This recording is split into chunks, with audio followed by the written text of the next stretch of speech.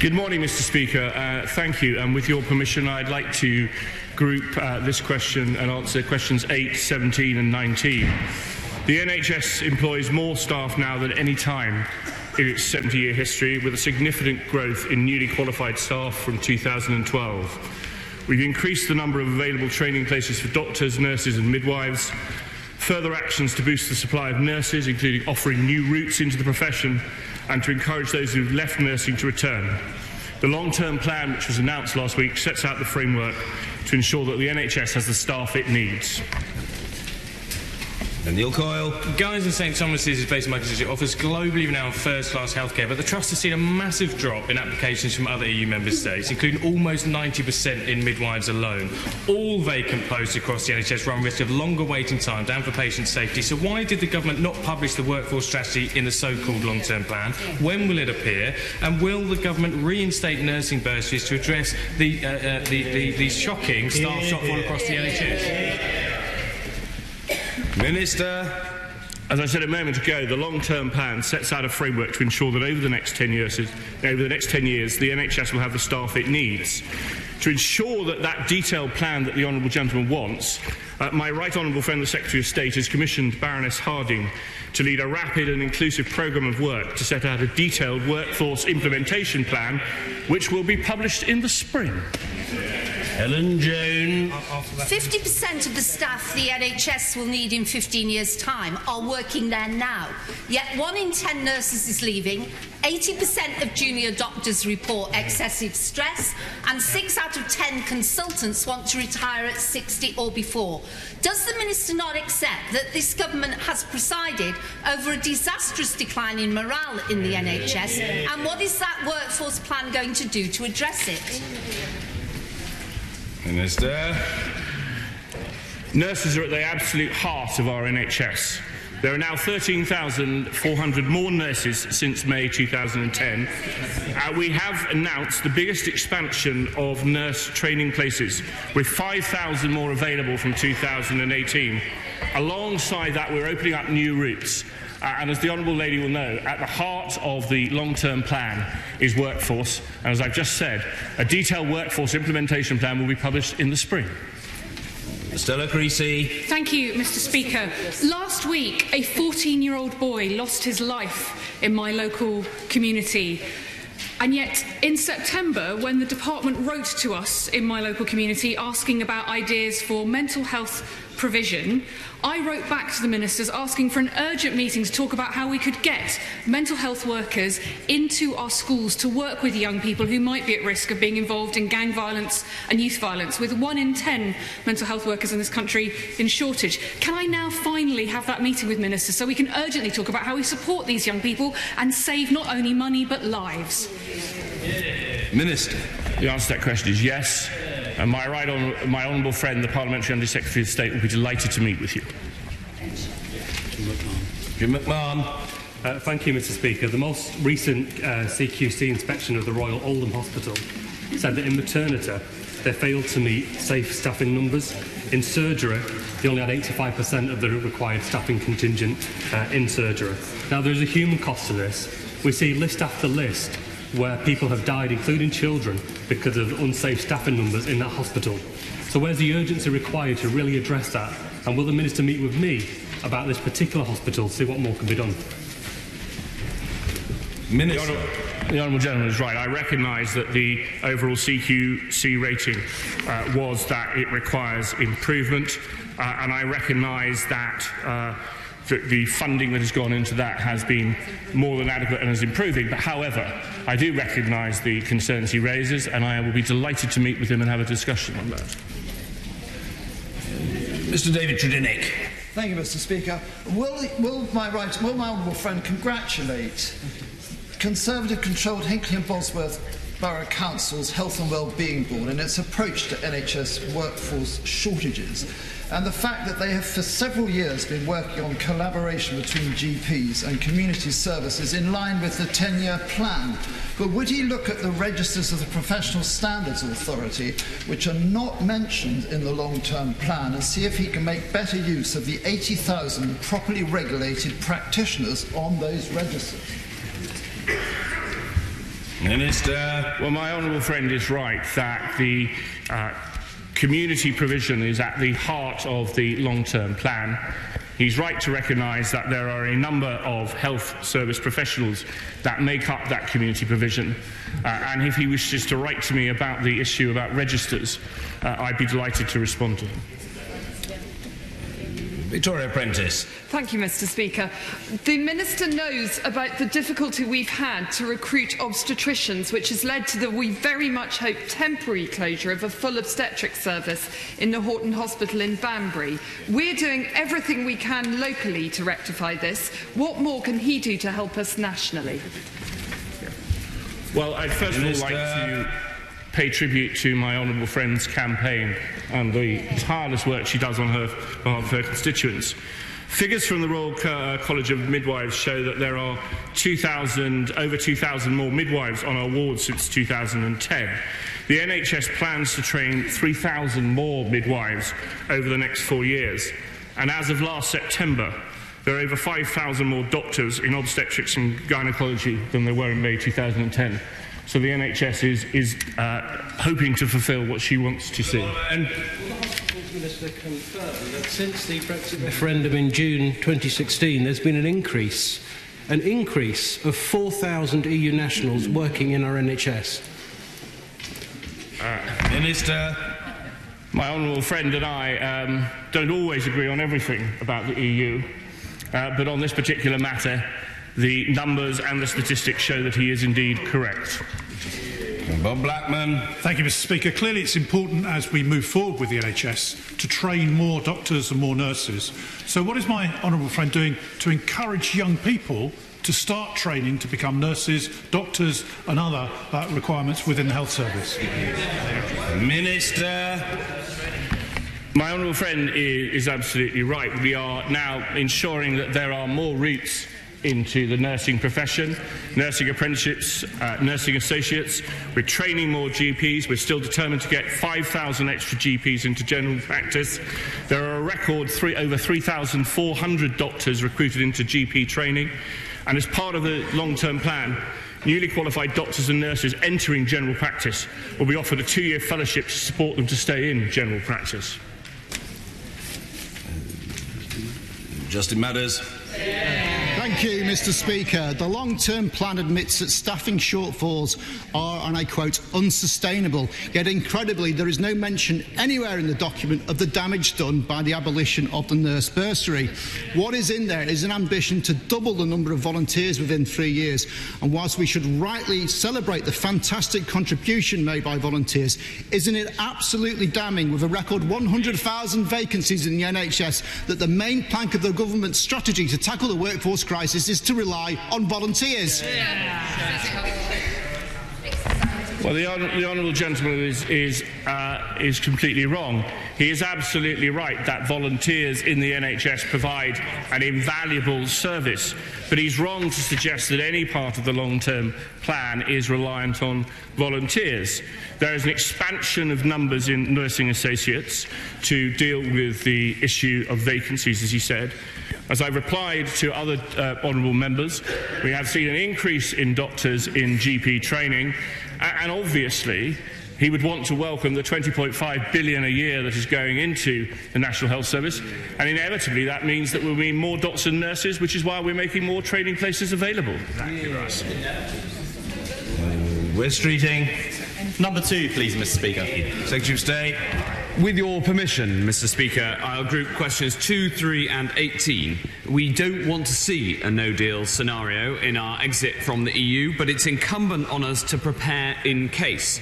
We asked medical suppliers to stockpile a further 6 weeks' supplies over and above normal levels, and that work is going well. We continue to work to ensure the unhindered supply of medicines in all Brexit scenarios.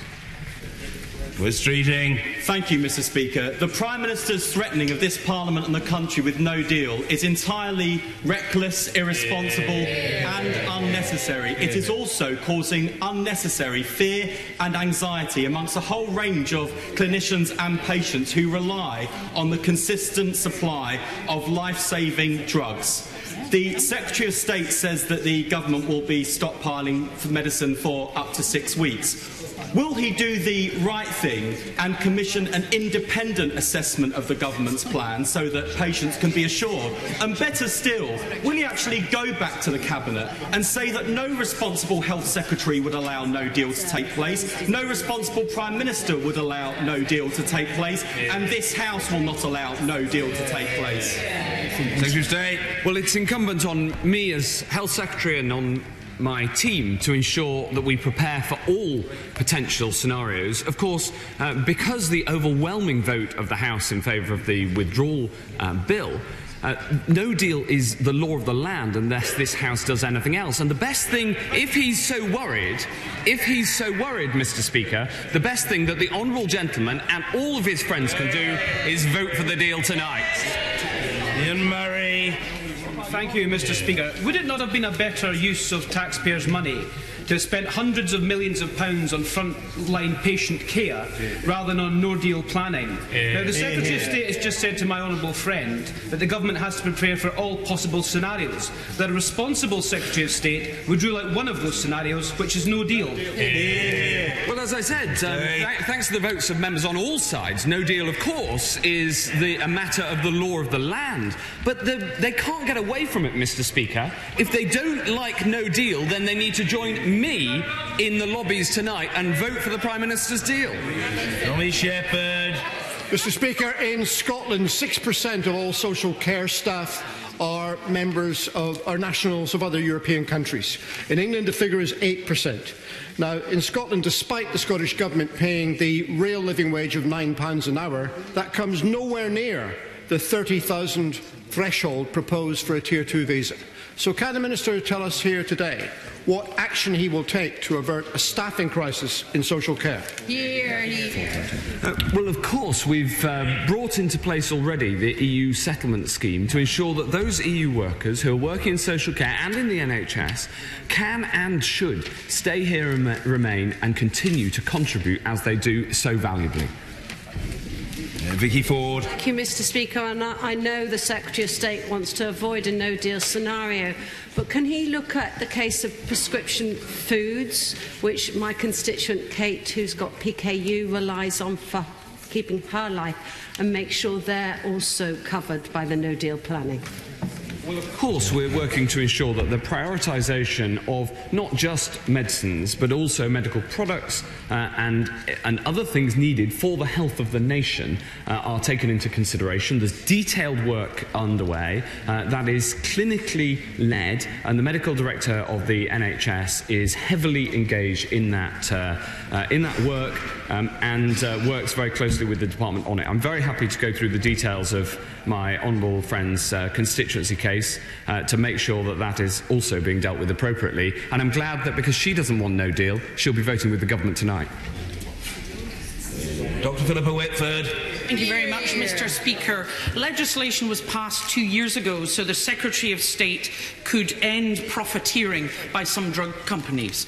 Now, drug shortages after a no-deal Brexit could mean soaring costs across UK health services. So why hasn't the government set the regulations from this legislation so he can use the powers and avoid a black market in medication? Hear, hear. We have already taken action to ensure that the cost of drugs is reduced, and I'm very happy to write to her with the extensive details of the agreements that have been made. The legislation is indeed important. So too is working with the drugs companies to make sure that we keep those costs down, yet we also get the drugs that people need.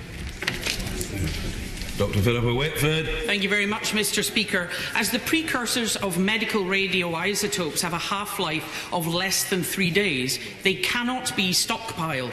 I frequently ask the government how they will maintain a steady supply if there's a no-deal Brexit. So could the Secretary of State answer, and please don't say seaborne freight?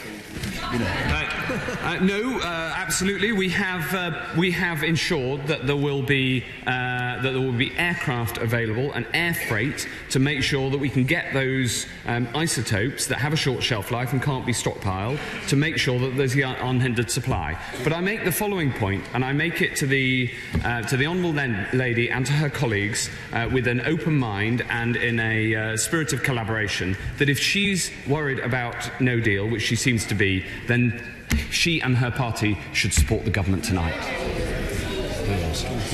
Jonathan Ashworth. Grateful, Mr. Speaker. Mr. Speaker, the Secretary of State boasts of being the world's biggest buyer of fridges to stockpile medicines, but if sterling drops because of the government's mishandling of Brexit, the parallel trade in medicines could mean the stockpiles rapidly depleting as medicines are quickly exported back into the EU. Will he now impose restrictions? Will he suspend the necessary export licences that he is responsible for? Otherwise, he risks his fridges standing empty. Well, of course, we do have those legislative tools at our disposal and the powers that he describes, and we know that. Nevertheless, the stockpiling at the moment is going according to plan and going well. The pharmaceutical industry has responded very well with great responsibility. But I say this rather like a broken record. Yeah. And it's important that I say it again and again and again, because there is one scene. He is also proposing emergency legislation that means patients might not get access to the medicines their GPs have prescribed. Can he tell us, will an insulin patient be able to get their pharmacy within a day, their prescription within a day of presenting at a pharmacy? And why won't he do the responsible thing? He's the Secretary of State for Health. Why won't he rule out a no deal that's going to do so much damage to the NHS and patients? Well, because of the votes of most of us in this House, including the honourable gentleman, no deal, of course, is the law of the land unless this House passes something else. And so the honourable member is a reasonable man. He's a mentor of the old Blairite moderate wing of the party. He's absolutely a centrist. I don't believe that privately he believes in the hard left guff that comes from others on his front bench. He is a very sensible man, and I like him an awful lot. And therefore, why doesn't he, after this session and before 7 o'clock tonight, why doesn't he take a look in the mirror? Why doesn't he take a look in the mirror and ask himself, in the national interest, is it best to vote for the deal to avoid no deal, or is it best to play politics with the vote and the national interest? Let me just very gently say to the Secretary of State, whose charm is renowned in all parts of the House, that his likes and dislikes are a matter of immense fascination to colleagues, including the Chair. But what is of greater interest is his brevity. Ian Murray? Yes. No. Toby Perkins? Yeah. Number 4, Mr. Speaker.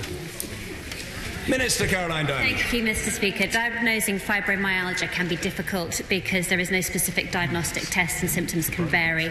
A range of support does exist to help GPs. There's an e-learning course developed by the Royal College of GPs and Versus Arthritis, and a medical guide on diagnosis and treatment developed by the Fibromyalgia Association UK. Again, grateful to the Minister for that answer. I've just hot-footed it up here from Westminster Hall, where an excellent debate on fibromyalgia has taken place this morning. We heard a huge amount of evidence of people who suffer with fibromyalgia who've been waiting over a year to be diagnosed, had received treatments that were relevant to their actual condition. So clearly it's not working at the moment. What more can the Minister tell us about the investment in research to actually improve diagnosis and try and get better outcomes for fibromyalgia sufferers? No. Thank you, Mr. Speaker. I feel that my colleague, Secretary of State, has kind of set the bar for compliments to members of the across the House this morning, and on that basis, I'd like to congratulate the honourable gentleman on his Westminster Hall debate this morning, which raises a really, really key issue. The Department's National Institute for Health Research welcomes funding applications for research into any aspect of human health, including fibromyalgia. Their support for that research over the last 5 years includes £1.8 million funding for research projects and £0.6 million funding for clinical trials through the Clinical Research Network. Oh, dear. Eddie Hughes. Thank you. I thought that was directed at me. Thank you, Mr. Speaker. Will the Minister endorse the excellent work done by Sue Worrell and her team at Walsall Fibro and ME Link, whose monthly meetings seek to tackle the isolation frequently associated with these conditions? Minister. Thank you, Mr. Speaker. I absolutely do warmly welcome the organisation my honourable friend mentions. There are some outstanding voluntary community-led organisations up and down the country who provide invaluable support for people who do suffer from this condition, because we do know that symptoms can vary, it can be incredibly distressing, and that support offers enormous value. Thank you, Mr. Speaker. The effectiveness of primary care in this and many other areas is undermined for the most vulnerable and poorest communities by this government's insistence on putting out GP contracts for competitive tender, even when there is no competition to serve these poorer communities. So the Watson review of GP partnerships was published today. Will she commit to reviewing the requirement for competitive tender for GP partnerships? Thank you, Mr. Speaker. We do, of course, support the recommendations that have been part of that review. We have announced massive investment in primary and community services, and spend on these services will grow as the NHS budget grows. Ronnie Cowan. Question 5, Mr. Speaker. Minister Steve Bryan. Thank you, Mr. Speaker. With permission, I'll answer questions 5 and 13 together. The government acted swiftly to change the law to allow cannabis-based products to be prescribed for those patients who might benefit. This was with advice from the Chief Medical Officer and the Advisory Council on the Misuse of Drugs. NHS England and the CMO have written to clinicians in England highlighting interim clinical guidance available. Ronnie Cowan. When the government announced it was prepared to allow medical cannabis under prescription, it was a decision welcomed by many people throughout the United Kingdom who suffer from a range of conditions. But the process that has been adopted has failed to deliver. When will the government take steps to facilitate general practitioners to prescribe and pharmacists to provide the appropriate, effective forms of medical cannabis? Minister. So, Mr. Speaker, we commissioned NICE to produce further guidance that will be out by October this year. I think doctors are absolutely right to be cautious when the evidence base remains limited, and further research in this area is absolutely vital, and the change to the law will facilitate this. NIHR has called for research proposals to enhance our knowledge in the area, and I think that's absolutely right. Alistair Carmichael. Where is the fella? Well, I hope he's not in Orkney and Shetland. That would be a pity. Never mind, I'm sure we'll see him ere long. Mr. William Bragg. Thank you very much. With your permission, and briefly, Mr. Speaker, could I group questions 6, 15 and 23? In September, we announced £145 million to upgrade NHS facilities for winter, and last month £1 billion as part of the NHS long-term plan. Future capital spending decisions will be for the spending review. I'm extraordinarily grateful to the Secretary of State. It is not with question 23, but with question 22. But apart from that, he was all right. Well done. William Bragg. I'm grateful to my right honourable friend for his answer. He'll know the importance of Stepping Hill Hospital to my constituents. Will he work with me and others to ensure that the hospital can secure additional capital investment to expand accident and emergency, improve outpatient facilities and provide additional car parking?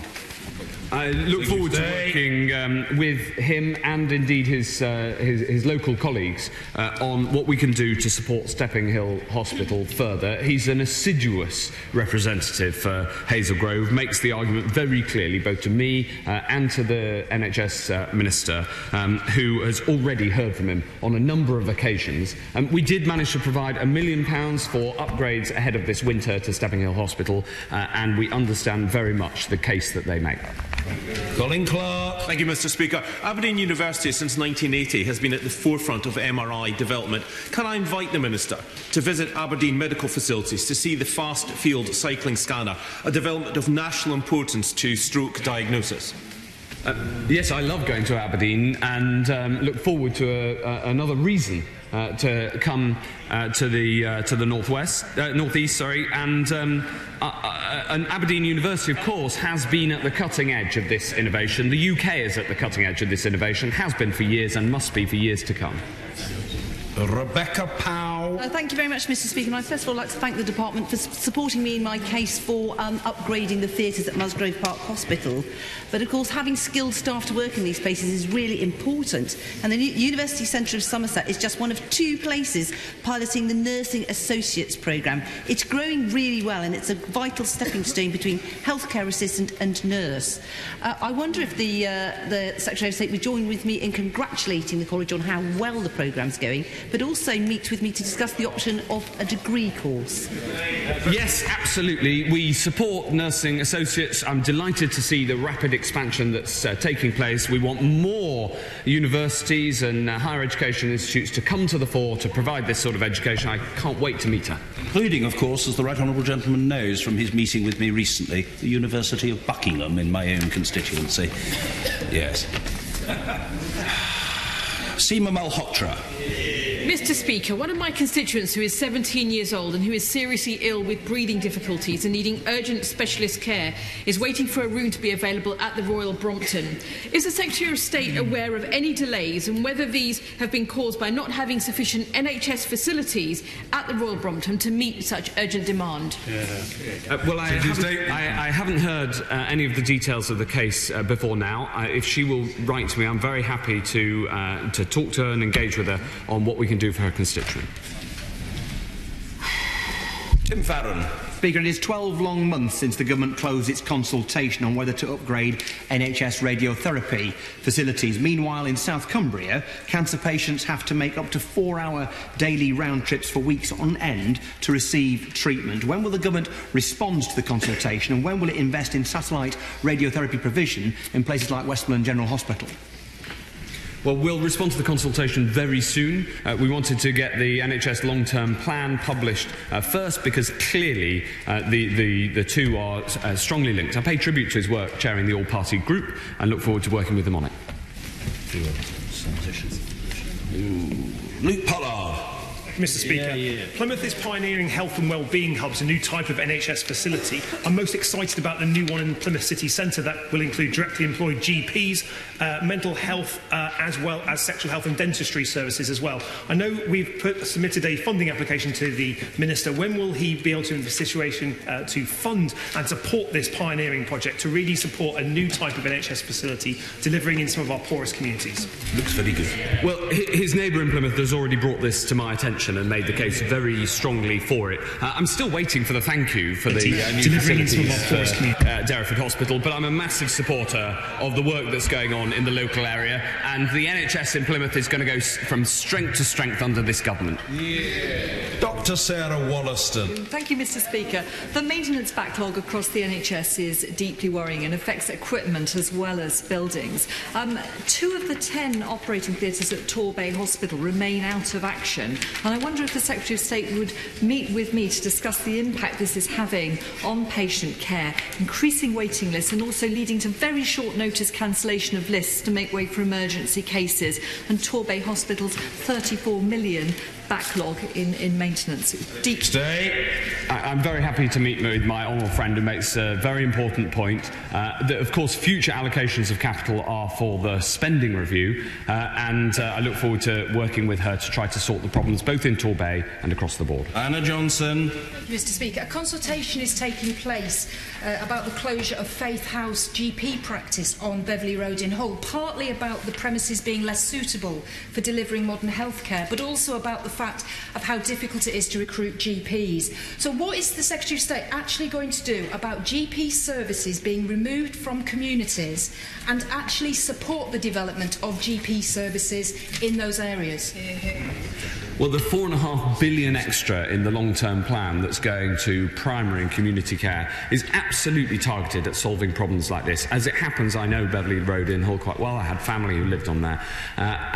It's very important that the provision of these services in primary care and in the community are there and are available to people to make sure that this crucial element of our prevention agenda is strengthened to keep the pressure off hospitals too.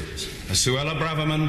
Speaker. Fareham Community Hospital has seen increased usage in these days thanks to local GPs working together to provide a same-day access scheme. However, patients are really disappointed about the lack of a mobile breast screening unit on site. Will the right honourable friend join me in calling on community health partnerships and Portsmouth Hospital Trust to explore ways of providing this vital service which could help hundreds of people every day? Yes, I'd love to do that, and I'll raise it with Mike Richards, who's running a review of the future of screening services, and I'm sure that the whole House will want to join me in congratulating my honourable friend on her forthcoming use of maternity services in the NHS. In congratulating the honourable lady, the member for Lincoln, on her birthday, I call Karen Lee. Speaker, you're very kind. Question number 7. Minister Stephen Hammond. Our policies have allowed the NHS to recruit over 13,400 more nurses into all wards since 2010. Additionally, we've increased the number of available nurse training places, offering new routes into the profession, encouraging those who've left nursing to return to practice, alongside retaining more of the staff we have now. And with your permission, Mr. Speaker, I was so enthusiastic about the number of extra staff in the National Health Service, I may have inadvertently led my honourable friend to Banbury, and I just want to tell her it's 500 obs and gynae doctors since 2010. Karen Lee. Thank you, Mr. Speaker. The latest CQC report on Lincoln County Hospital found that there was sufficient nursing staff on only 4 of the 28 days reviewed, and a heavy reliance on agency staff. Terrible. As people know, I was a cardiac nurse for 12 years, and I can tell the House that agency nurses are both expensive and they actually create extra work. They often can't do IVs and they're not familiar with paperwork. The regular nurses end up doing half of the jobs for them. Can the Secretary of State explain to the House why the NHS long-term plan has no policy on effectively tackling understaffing and no mention of reinstating the nursing bursary, which enabled nurses like me to train? Well, the honourable lady's right. We want to see more nurses in the NHS. And that's why we've provided funding to increase nurse training places by 25%. It's why the long-term plan will have a detailed implementation plan for workforce.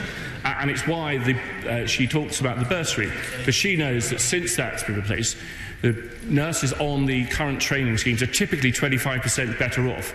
Alongside that, there are additional funds which support learning.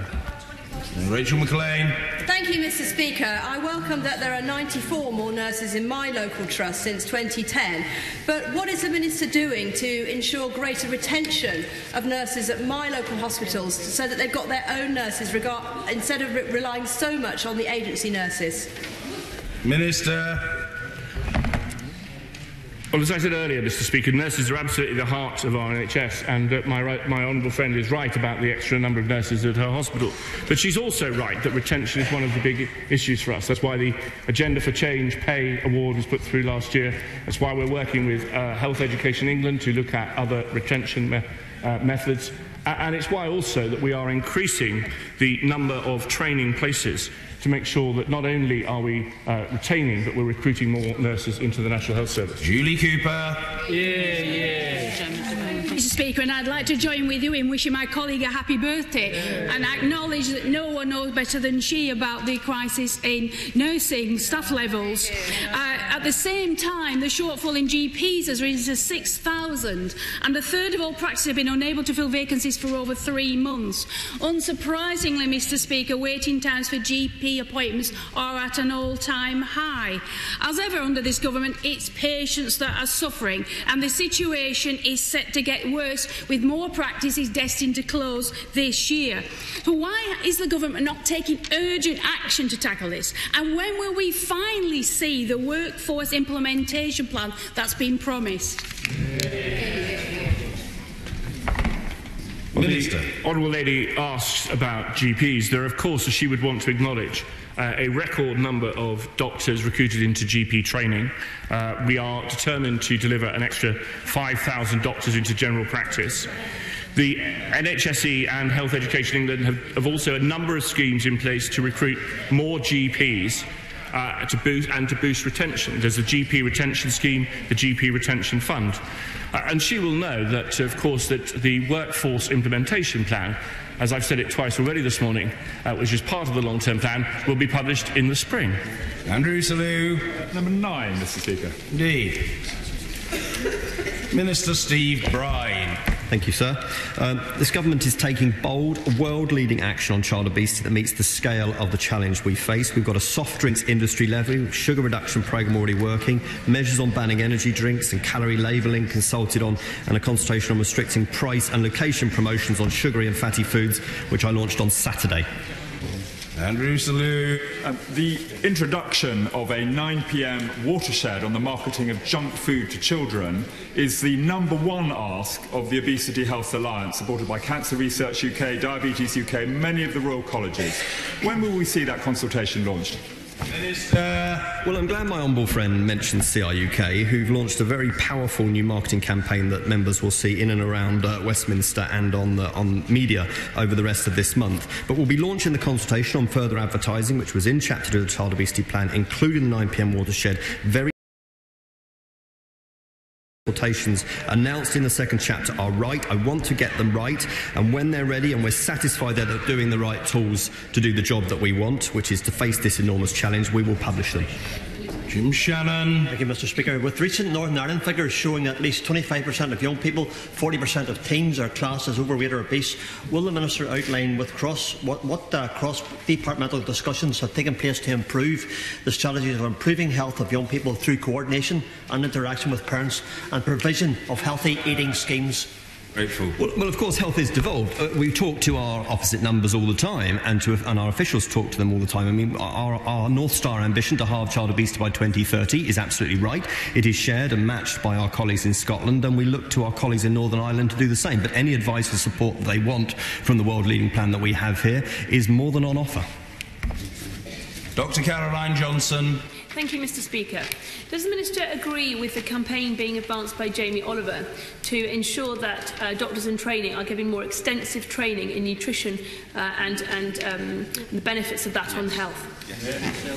Yes, I do, Mr. Speaker. I was very fortunate to visit Southend Pier before Christmas to talk to Jamie and Jimmy about this, and nutrition training and the understanding of what is involved in achieving and maintaining a healthy weight varies between medical schools. Some courses have just got 8 hours over what could be a 5 or 6 year degree. So together with the professional bodies and the universities, we will, as we said in the long-term plan, ensure that nutrition has a greater place in professional education training. And I think we're all very impressed by how well connected the Minister is. He's obviously on first-name terms with these illustrious individuals. Well, indeed, and I'm sure they're absolutely thrilled to befriend the Minister. No reason to doubt it. Alison Thewlis. Thank you very much, Mr. Speaker. Scotland's Childhood Obesity Plan recognises breastfeeding as the best start for babies in life. Will he look at that within his own plans and ensure that support is there to allow women to breastfeed as long as they wish to? Yes, we will. We do recognise that gives a very good start in life, and working with my colleague, the Parliamentary Under-Secretary, I'll be meeting one of the groups in this area to talk about it shortly, and I know that she does work with the Infant Feeding All-Party Group, which I think she chairs, so I'm very happy to talk to her about that any time. We see that as an essential start in life. Falami. Number 10, Mr. Speaker. Mr. 10. Mr. Ben. Minister Jackie. The new mental health support teams will deliver evidence-based interventions in or close to schools and colleges for children and young people with mild to moderate mental health issues. In December, we announced the first 25 trailblazer areas in England. 12 of the sites will pilot a 4-week waiting time to speed up children and young people's access to NHS mental health services, including in Hertfordshire, serving the constituents of my honourable friend. Bima Falami. I thank the Minister for that response. The Minister will appreciate that it's not just spending more money in mental health, but it's about how that money is spent. Could the Minister explain to the House in further detail the nature and the scope of the research, scientific and otherwise, that has underpinned the Department's response to dealing with this increase in poor mental health in our young people? Well, my honourable friend is absolutely right. It's important that we get the best value from any investment we make in improving the nation's mental health by making sure that it is evidence-based.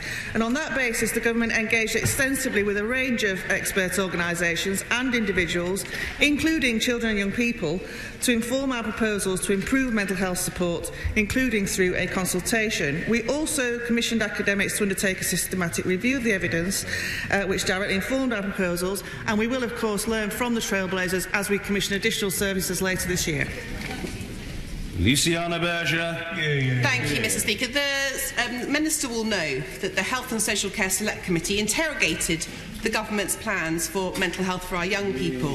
And we found that there was a massive gap because many schools that are very passionate about their students' mental health have had to cut the provision of what they previously provided. That's the educational psychologists, it's the counsellors, it's the pastoral care workers, it's the peer mentors. Can she tell us at this dispatch box what the Education Minister couldn't tell us, what her plans will essentially replace in this country, because we know that there are an army of those professionals that are no longer working in our schools. Minister. Well, I can say to the honourable lady, who I know is very passionate about all this, that in rolling out this additional support, we don't want to crowd out anything that's there already, and it should be working genuinely in partnership with that provision that has already been undertaken. But we do recognise that we do need to be rolling out further investment. We've introduced this new workforce of 300,000 people when it's fully rolled out, but we must make sure that we're investing in the training in a way that it's rolled out to be effective. James Cartledge. Number 11, please, sir. E. Minister Doyle-Price. Sorry, Mr. Speaker. With permission, Mr. Speaker, I'd like to answer this question with number 16. Under the NHS long-term plan, there will be a comprehensive expansion of mental health services with an additional £2.3 billion in real terms by 2023-24. This will give 380,000 more adults access to psychological therapies and 345,000 more children and young people greater support in the next 5 years. The NHS will also roll out new waiting times to ensure rapid access to mental health services in the community and through the expansion of crisis care. I thank my friend for that answer. She will be aware of the long-running and very substantial problems we've had at our main mental health trust, the Norfolk and Suffolk Foundation Trust. Can she update the House on the latest position and in particular what steps the government are taking to finally turn around this failing trust? Minister.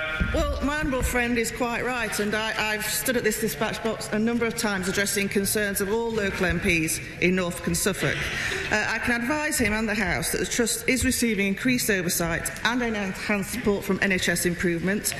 It's in special measures for quality reasons. It's also receiving peer support from the East London Trust, which is an excellent and outstanding trust. We will continue to take a close interest in developments, but I can assure him that that trust is receiving every possible attention to improve performance. Nigel Mill. Could she also set out for the House what steps are going to be taken to ensure that care for someone experiencing a mental health crisis is actually available 24 hours a day, 7 days a week? Minister.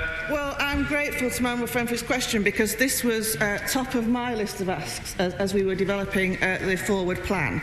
And I can say that the NHS has reiterated its commitment that a 24 hours, 7 days a week community-based mental health crisis response for all adults is in place across England by 2020-21. All adults experiencing a mental health crisis will be able to be directed to support via NHS 111, and this is based on best practice as shown by Cambridgeshire and Peterborough NHS Trust.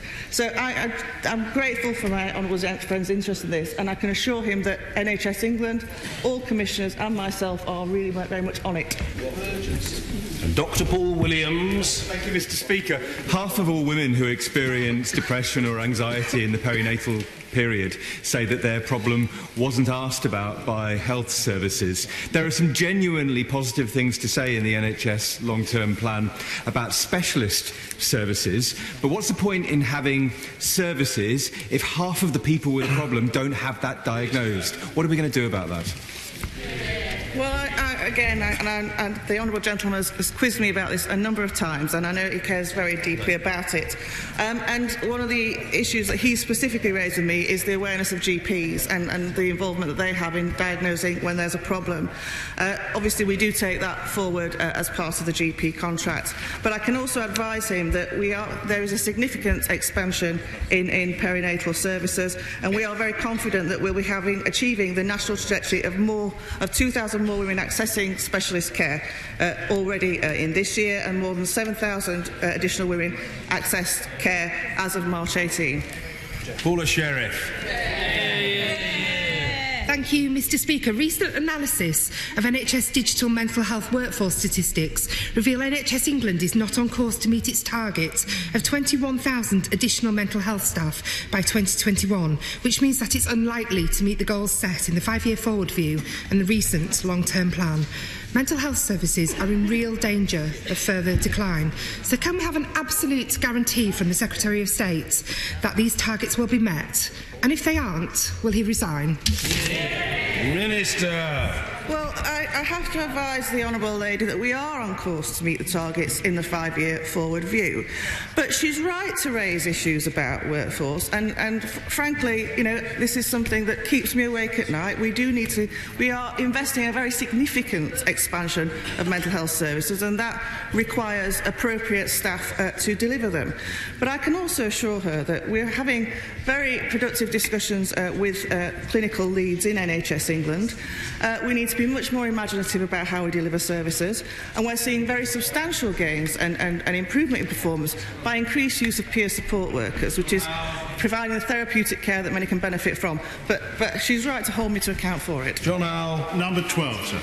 Minister Brine. So our much-mentioned new plan, Mr. Speaker, sets out the clear ambition to diagnose 3/4 of all cancers at an early stage, up from half today. John Howe. The blood cancer charity Bloodwise launched their Hear Our Voice report in Parliament last week. Will the Minister ensure that NHS England works with Bloodwise to ensure that blood cancer is included within that 75% target? Minister. Yes, I will do that. I spoke at the launch of their excellent report at their parliamentary reception last week. We're very clear, and I have been since the start of that new ambition. The 75% figure applies to all cancers, and we won't achieve it unless we focus on the harder to diagnose cancers like blood. Daniel Zeichner. Given that the number of people suffering rare diseases in any one country are always likely to be small, Mr. Speaker, and given our changed relationship with the European medicines agencies and the European medicines market, can the Minister tell us what he's doing to make sure that the future development of orphan drugs in this country is safeguarded? Minister. Well, he will know that the draft withdrawal agreement sets us on, we hope, a relationship through the EMA. But the UK Strategy for Rare Diseases, which was published in 2013, sets out our commitment to improve the diagnosis and the treatment of patients with rare diseases and helps to end the diagnostic odyssey that we referred to throughout the last few years. So I thank him for raising it. Mike Wood. 14, sir. Minister Dinage. Mr. Speaker, autism and learning disability are clinical priorities in the NHS long-term plan. We're committed to improving the quality of care provided to people with a learning disability and autism, and to addressing the persistent health inequalities they face. The Minister was seeking to group this question with that of the honourable gentleman, the member for Apologies, Brentwood Mr. Longer. Speaker. Can I group number 14 and number 24 together? Yes, quite so. Well done. Mike Wood. Thank the Minister for her response, and the commitment to reducing diagnosis waiting times for children and young people is very welcome. But in this 10th anniversary year of the Autism Act, what's the government doing to tackle diagnosis waiting times for all people with autism? Minister. Thank you, Mr. Speaker. I'd like to first of all congratulate my honourable friend for his active involvement in both the APPG for learning disability and for autism. Over the next 3 years, we're going to be testing and implementing the most effective ways to reduce waiting times for specialist services. We're developing guidance to support commissioners to develop the necessary services to support all autistic people, and have launched a review of our autism strategy. Alex Burghardt. Thanks, Mr. Speaker. As former governor of a school for children with autism, I thank the Minister for her previous response. It's well known that people who have ASD suffer premature morbidity due to worse rates of heart disease, cancer and death through epilepsy. What is the Minister doing to ensure that fewer people with autism die early? Mr. Speaker, these are key elements of the NHS long-term plan. We'll shortly start consulting on mandatory learning disability and autism training for health and social care staff. We'll work to improve uptake of the existing annual health checks for people with learning disabilities and pilot the introduction of specific health checks for autistic people. Chairman. Speaker, the Minister knows of my Existing annual health checks for people with learning disabilities and pilot the introduction of specific health checks for autistic people. Chairman. Speaker, the Minister knows of my interest as Chair of the Autism Commission and access to health, but she also knows that what the real barrier is having enough skilled people with the skills not only to identify but to support those families that have autism in it. Mr. Speaker, the Honourable Gentleman's right, and I pay tribute to his enormous hard work in these efforts. That's why that's why the training is so important. We want to ensure actually that all staff across the board, whether they are clinical staff, medical staff, or just staff that people might meet on the reception desk, have got the necessary training to be able to help support people with learning disabilities and those with autism. Chris Bryant. What's the government going to do about people who have suffered acquired brain injury? In particular, 1 in 4 major trauma centres have no consultant for neurorehabilitation, which means all too often these people fall between the cracks and don't get proper support. Will they change that? Minister. Well, Mr. Speaker, I know the Honourable Gentleman chairs the all-party group on this, and we're working on the recommendations of his report. This is such an important issue, and we want to make sure that nobody falls through the gaps. Well, we're running late, but I don't think the health question session would be complete without the Right Honourable Gentleman, the member for North Norfolk, Mr. Norman Lamb. Number 20, yes, Speaker. So, Mr. Steve Brine. Local authorities will receive £3 billion in 2019-20, ring-fenced exclusively for use on public health. But our ambitions for prevention go far beyond any one pot of money. Prevention is better than cure was widely welcomed, and we will build on it with a comprehensive green paper later on this year. Norman Lamb. The numbers attending sexual health clinics are up about 13% over 4 years. The numbers with gonorrhea and syphilis are up 20% over the last year. And yet the Health Foundation says that funding for sexual health is down 25%. Will the Secretary of State and the Minister be making a really powerful case as part of the spending review for proper investment in public health and in particular sexual health, given his commitment to prevention? Minister.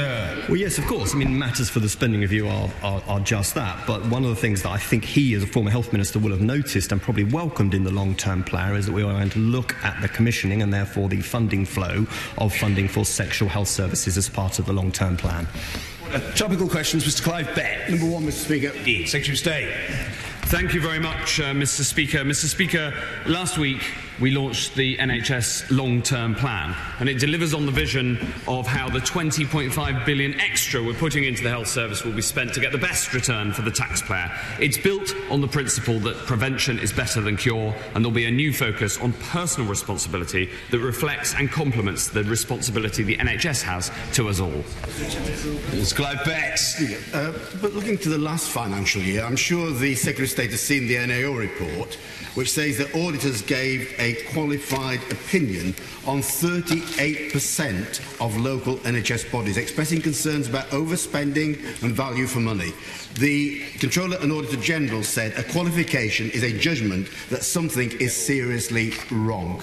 Does the Secretary of State accept that many of these problems are down to local bodies struggling with the effects of austerity and cuts in real terms to their funding? But does he also accept that he's ultimately responsible for spending the NHS? And does he accept responsibility for the totally unsatisfactory state of affairs that the NAO has identified? Well, it's a very big question, and the very big answer comes in the form of £20.5 billion that's going in. But it isn't just about the money. We also need to ensure that at all levels we strengthen the leadership capacity in the NHS, because the best hospitals that deliver the best services and hit the targets and are best clinically are also the ones that have the best financial results. So a strengthening of leadership, making sure the money is available as appropriate, and making sure that we deliver for patients are absolutely at the core of the long-term plan. Mr. Robert Goodwill. Before Christmas, we had the brilliant news that £40 million of capital funding had been allocated for a new state-of-the-art A&E facility at Scarborough Hospital. That will transform emergency care for my constituents. Could the Minister give me an update on similar ambitious plans for Whitby Hospital? Minister. Well, my right honourable friend is right to welcome the announcement at Scarborough. And I understand the full business case for the redevelopment of Whitby Hospital is going to the Hambledon, Richmondshire and Whitby governing body for approval on the 24th of January. I'm assured that the CCG remains supportive of the redevelopment of Whitby Hospital, and if it's helpful, I'm obviously be delighted to meet him after the 24th. Barbara Keeley.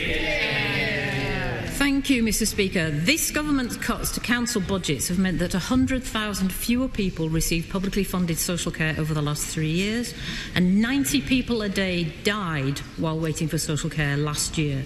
What does the Secretary of State think it says to their families that the social care green paper and a meaningful funding settlement have been delayed again? Minister Dinage. Thank you, Mr. Speaker. The Honourable Lady knows that we've given councils access to nearly £10 billion in this 3-year period in order to address this very issue. But she's right to highlight the issues that we have at the heart of social care. We are going to be publishing the Green Paper very shortly. Andrew Lua. Possibly the worst PFI contract in the country was awarded in 2001 to Shaw Healthcare to rehabilitate elderly people coming out of hospital there. It's meant Northamptonshire County Council has been paying Shaw for a service where over 50% of beds had been lying empty. What steps can the department take to manage the problems that have been arising from this and other PFI contracts? Departmental officials have worked alongside the Council to engage with Shaw Healthcare to identify the causes and explore the solutions to minimise empty beds at the PFI. Through improved contract management and regular meetings with Shaw, significant improvements are being made and contract changes are under discussion to further improve performance. This aligns with the Department's Centre of Best Practice for PFI contracts and as was announced by the Chancellor of the Budget. I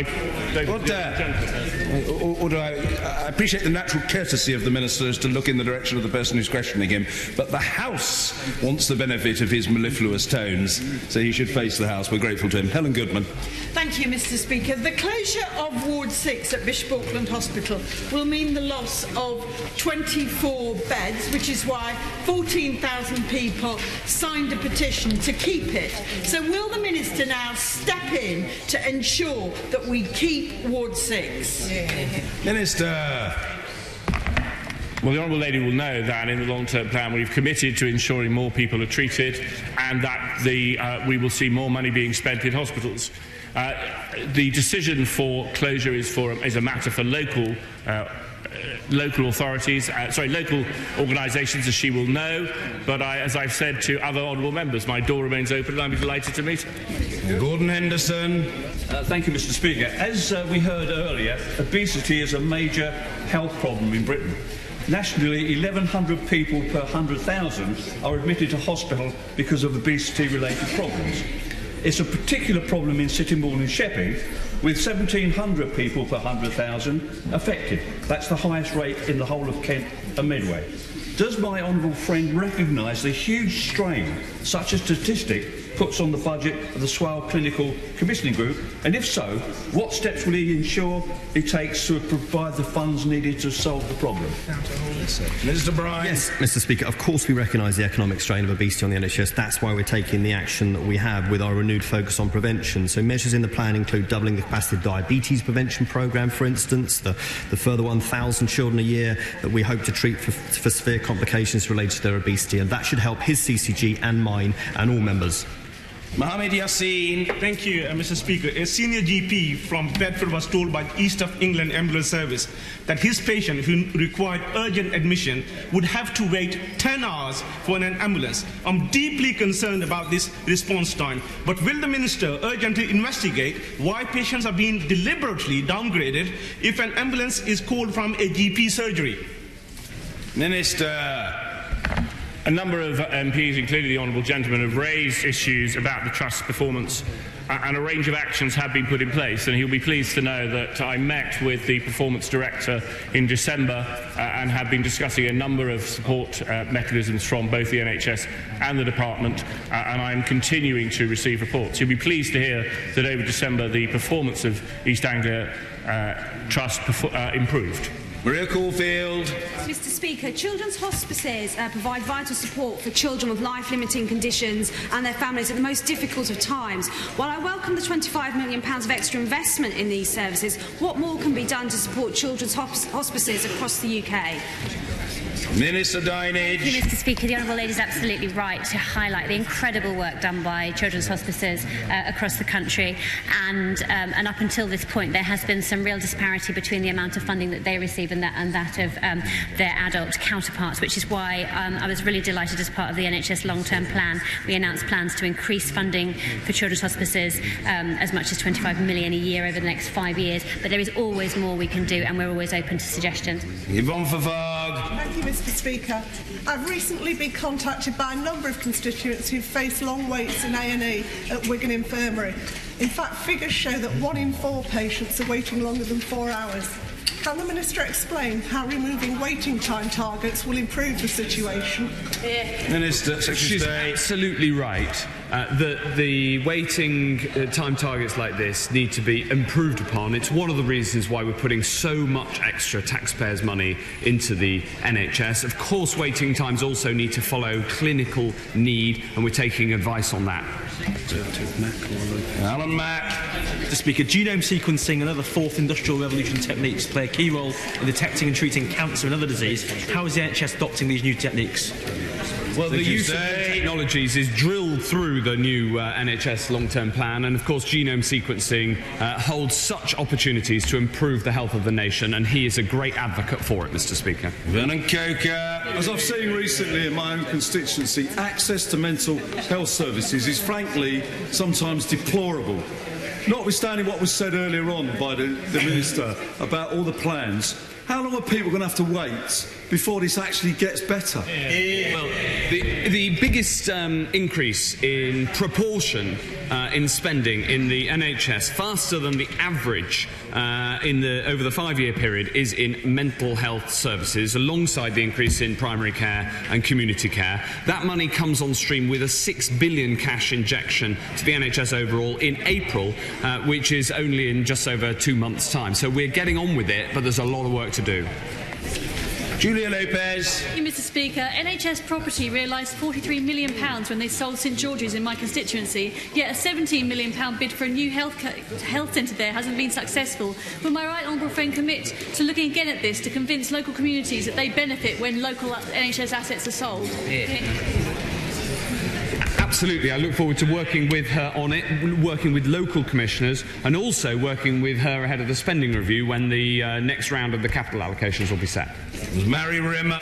Thank you, Mr. Speaker. In line with the long-term plan, St Helens leaders have integrated health and social care teams and budgets and have a joint role for accountable officer and director of social services. Can the Minister provide assurance that this successful place working will not be put at risk by restructures in NHSE and NHSI, and indications in the long-term plan that integrated care systems need to be formed on STP footprints? Yes, 100%. That's exactly what's in the plan.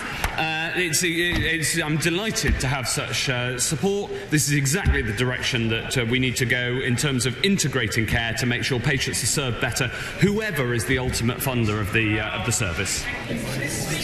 In the case of an out-of-hospital cardiac arrest, access to a defibrillator can make the difference between life and death. And while there are tens of thousands of defibs across the UK, the majority are not known to the ambulance service. So will the Minister join me in welcoming the British Heart Foundation's efforts to map the location of all defibs so that ambulance services can direct people to their nearest heart restarter in an emergency and hopefully save more lives? Minister Bright. Yes, we will, Mr. Speaker. We work closely with partners such as the BHF to harness new technology. Ultimately, this is about using data, big data, to make sure that it's for the benefit of patients, and that is at the heart of this health service. Chris Ray. Thank you, Mr. Speaker. Mr. Speaker, we have an excellent advocate for motor neuron disease in North Wales, one Vincent Ryan. He has drawn my attention that the social care green paper was expected before New Year, but now the Health Secretary has said it will be before April, over 2 years after it was first announced. Whenever this paper does arrive, can the Secretary of State confirm that it will address social care provision for adults of working age living with a disability as well as older people? Secretary of State. Yes, that's absolutely critical. He's quite right. Pauline Latham. What advice could the Minister give to elderly people and vulnerable people who missed out on the first wave of flu jabs? Are they still available? Yes, Mr. Speaker. Yes, Mr. Speaker. Make an appointment through your GP or your wonderful pharmacist, and it is still very much available.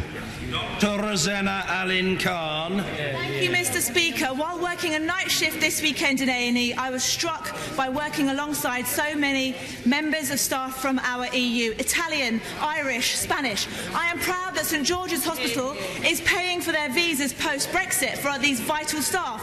But can the Secretary of State today outline why the financial burden is falling upon NHS trusts and not on this government to retain these vital staff and improve their morale? Secretary of State. Well, I welcome what St George's is doing, and I welcome all EU people from the EU who are working in our NHS in greater number than on the day of the referendum. They're welcome here, and I look forward to them working here long into the future.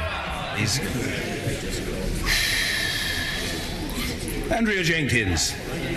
Thank you, Mr. Speaker. Each month I hold my memory cafes for those suffering with memory loss, dementia and Alzheimer's, their carers and family and friends. What support is the government providing for those suffering with such memory loss conditions?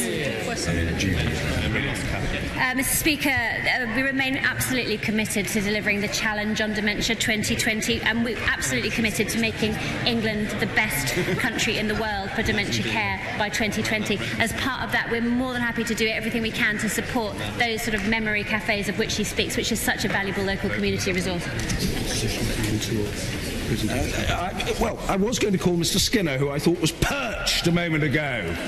He's perched again. In fact, he's more than perched. Dennis Skinner. Yeah. The Minister has been very fond today of talking about the long-term plan. I'm 86 years of age, and the reason I'm able to ask this question is because under Labour, is he listening? Under Labour, the money that went in was trebled from 33 billion to 100 billion, an increase of 67 billion pounds. That's why I'm still here, because I had my operation for cancer and successful. I had an operation for a bypass and it was successful. I had a hip replacement and I can still walk backwards. That's the Labour story. Just remember it. But before the Secretary of State, I mean, the ferocity and eloquence of the honourable gentleman are legendary, but all he's really telling us is what the chair already knew, namely that the honourable gentleman is indestructible. Secretary of State. Well, Mr. Speaker, the honourable gentleman and I both come from Nottinghamshire mining stock, and we both support the NHS, which was first proposed from this dispatch box by a Conservative minister under a Conservative Prime Minister, and has been presided over by a Conservative Secretary of State for most of its life, and I'm delighted that it was the operations, including under a Conservative-led administration, that kept the honourable member ticking, because what an adornment he is, and I look forward to voting with him this evening. Order. As I'm often moved to observe at health questions, demand tends to exceed supply, as in the health service under whichever government. But we must now move on. I think the Honourable Gentleman from Helion and Yar had a point of order. Mr. Angus Brendan McNeill. Thank you very much. Mr. Speaker, just before Christmas I wrote a letter to the Prime Minister asking if she would be respectful of the mandate in the Scottish Parliament for a second independence referendum, and by agreeing to a Section 30 order.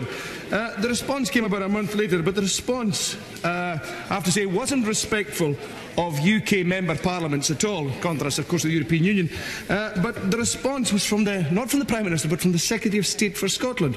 This is an example, Mr. Speaker, of the government arbitrarily changing the rules, something they complained about last week, or one of those innovations. But my point is, Mr. Speaker, shouldn't the Prime Minister be responding herself to these things, or has she passed this power in an innovation to the Secretary of State for Scotland, the granting of a Section 30 order for a second independence referendum?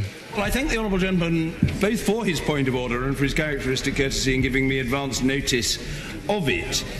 What, however, I have to say to the Honourable Gentleman may disappoint him.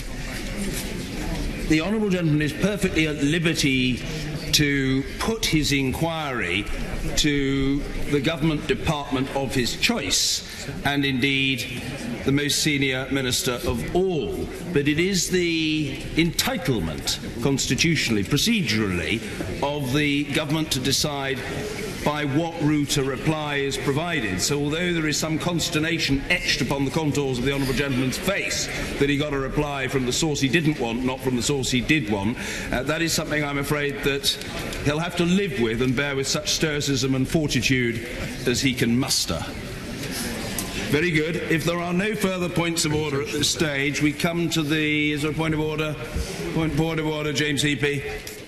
Mr. Speaker, yesterday you said that you would adhere to the advice of the late Lord Whitelaw and cross bridges only when we come to them, and I think we would all agree with you on that. But in the interest of knowing what bridges might be crossed, you were asked yesterday to confirm that only a Minister of the Crown could move a motion to extend Article 50. I wonder if you have any update on to what you described at the time as being a holding response. Very simple reason that although I'm extremely delighted that the Honourable Gentleman has been willing to learn from me, and more particularly from Lord Whitelaw, that point has not been reached. So I appreciate the assiduity of the Honourable Gentleman and his nimbleness in being ready to spring to his feet to raise a matter of immediate concern and preoccupation to him. But that crucial point at which some ruling might be required, though of great interest to the Honourable Gentleman, has not yet arrived. So there we are, and the Honourable Gentleman chunters cheekily from a sedentary position. When might it be? The Honourable Gentleman has got to learn the art of patience. And if he is patient, if he deploys Zen, he will find that it is ultimately to everybody's advantage. So we'll leave it there, and we come now. Now, I'm not... oh, very well. Point of order, Dr. Caroline Johnson. Thank you, Mr. Speaker. Further to that point of order, you said yesterday, and I quote from Hansard, "I am very happy to reflect." Could you give the House a sense of when you might have had the chance to reflect, and reassure me it will be before such a motion is proposed? Well, what I would say to the Honourable Lady is that at the point that I'm ready to say something... To reflect, and reassure me it will be before such a motion is proposed. Well, what I would say to the Honourable Lady is that at the point that I'm ready to say something on important matters of procedure that require a statement, I hope the Honourable Lady will trust that on the strength of 9.5 years in the chair, I do know when that point is. And much as I appreciate the diligence and commitment in the chamber of the Honourable Lady, and I recognise that there is a desire on the part of many members, often at short notice, sometimes on a coordinated basis and sometimes not, to raise points of order with great enthusiasm, there's no need for it now. So at the point at which a ruling is required, it will be proffered to the House, if I may say so, by an experienced chair. I think it would be regarded as a courtesy by the House if we could proceed to the presentation of bill for which the Honourable Gentleman, the member for Grantham and Stamford, has been patiently waiting. Presentation of bill, Mr. Nicholas Bowles. European Union Withdrawal Number 2 Bill. Second reading what day? Tomorrow. Tomorrow. Thank you. Order.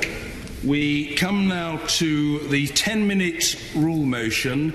Debbie Abrahams. Thank you, Mr. Speaker. Mr. Speaker, I beg to move that leave be given to bring in a bill to require public authorities to pay certain suppliers using project bank accounts and for connected purposes. Mr. Speaker, it is exactly a year ago today since the construction giant Carillion announced it was going into liquidation.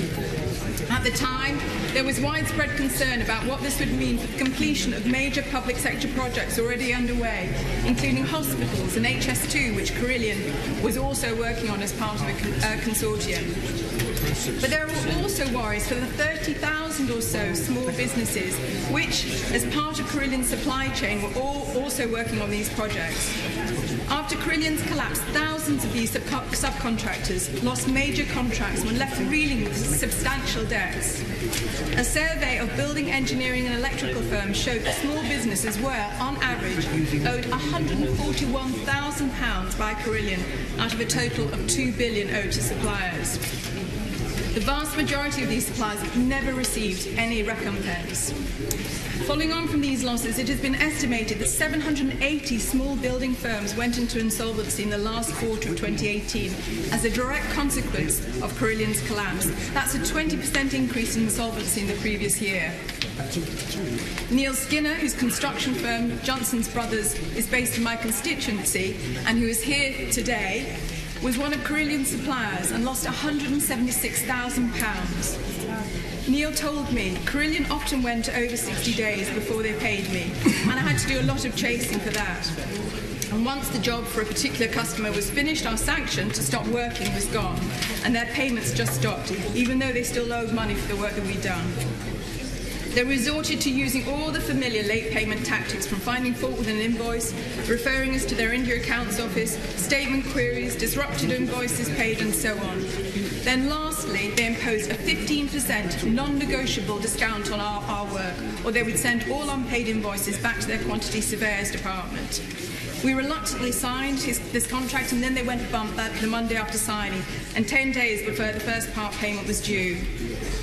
As a result of Carillion's late payment tactics, small enterprises like me have been suffering greatly, if not terminally. Neil added, large companies know late payment can destroy small businesses like us, but they rely on these tactics to cook the books and be seen to be profitable themselves. Carillion went under, owing us well over 15% of our annual turnover, and following a difficult year last year, this money is much needed to help us survive. Mr. Speaker, by ensuring that all public sector projects over £500,000 use project bank accounts or PBAs, my bill will not only protect small businesses from losing money owed to them should the Tier 1 supplier become insolvent, as Carillion did, but it will also stop small businesses being paid late by these large companies. PBAs are ring-fenced bank accounts into which monies due to firms providing construction or other works are paid. The accounts are ring-fenced within a trust arrangement so that if a Tier 1 contractor becomes insolvent, the monies for the subcontractors are protected. They do not disrupt contractual arrangements, but instead of public bodies paying Tier 1 contractors directly, the public body pays money directly into the PBA. The Tier 1 contractor and suppliers are then all paid simultaneously, usually within 15 to 18 days. The government is already using PBA successfully in many areas. For example, Highways England use them for all their works, and by 2020, £20 billion worth of highways work will have been paid through PBAs. They've also been used in building projects in Scotland, Wales and Northern Ireland. Even some local authorities are using them. Internationally, many Australian states mandate for PBAs to be used in construction contracts, and last year the European Commission agreed to use PBAs for European projects. In addition to payments to small businesses, suppliers being protected and being received more quickly, there is also a reduction in disputes and disruption, as suppliers are less likely to suspend their work when paid promptly. The costs of public sector projects are reduced as well, as the greater security of a payment provided by PBAs is factored into suppliers' pricing. Mr. Speaker, PBAs are a practical, tried and tested measure to protect small businesses and make sure they are paid promptly. I've been campaigning against late payments since 2011 when a haulier in my Oldham East and Saddleworth constituency came to me and told me that he was struggling to survive because a mainstream supermarket chain was delaying their payments, and he was scared that he was going to go under. When I investigated the problem, I was staggered to see how endemic it is right across the country. 4 out of 5 companies across all sectors experience late payments and are owed money, with 68% having to write off bad debt. 1 in 3 small businesses admit that late payments are forcing them to rely on bank overdrafts to keep up with their overheads, and over a quarter say that late payments are forcing them to pay their own suppliers late. It is shocking that collectively small businesses were owed £14 billion in late payments last year. Although late payments have come down from their height in 2013, just under half of SMEs spend around £4.4 billion in admin costs alone chasing late payments, and over 1 in 10 businesses struggling with overdue invoices have to employ someone to chase for a payment. Although the private sector tends to be the worst for paying late than the public sector, some government departments are also failing to meet their commitment to pay 80% of undisputed invoices within 5 working days. In addition, BAC's research on existing measures to tackle late payments said that when it comes to government initiatives, about a quarter say they are aware of measures to oblige large and listed companies to publish payment practices. However, 3/4 don't feel these measures improve the speed their companies are paid. In 2013, I had held an all-party inquiry to look at the issues associated with late payments and what could be done about them. The evidence we took from small businesses was incredibly powerful. Our key finding from the inquiry was that late payment reflects the culture in that company. And as we know, the culture of a company, and as we know, the culture of a company or a society ultimately reflects its leadership. It was clear that late payment was used as a form of corporate bullying, with large companies exerting their power over their smaller suppliers just because they could. There was also evidence that many large companies are trying to rebuild their balance sheets on the backs of small businesses, and even have business models which relying on delaying payments to their suppliers. For some Tier 1 suppliers, they're a little more than a funding repository. I believe that late payment like this is unethical and needs to be seen as unacceptable as tax evasion. Before Christmas last year, Mr. Speaker, I followed up my inquiry with a round table with representatives from small businesses, including the Specialist Engineering Contractors Group and the Federation of Small Businesses. While some of my inquiry recommendations have been implemented, it was clear that there was still much to do, and PBAs were seen as a practical next step. Mr. Speaker, our small business sector is the powerhouse of our economy, contributing £2 trillion of annual turnover, over half of all private sector turnover, and 60% of all private sector jobs. They are critical to boosting aggregate levels of productivity in the UK, which, as we know from last week's figures, is at its lowest point in a decade. For a sustainable recovery and a healthy growth, we need to support and nurture our entrepreneurs and small businesses. Mr. Speaker, there's so much that needs to be done to tackle late payments and protect small businesses. My bill is just one step in this process. Order. The question is that the honourable member have leave to bring in the bill. As many as are of that opinion say aye. Of the contrary, no. I think the ayes have it. The ayes have it. Who will prepare and bring in the bill? Alex Cunningham, Toby Perkins, Anna Moran, Diana Johnson, Rachel Reeves, Peter Aldous, Andrea Jenkins, Marion Fellows, Caroline Lucas, Stephen Lloyd, Jim Shannon, and myself, sir.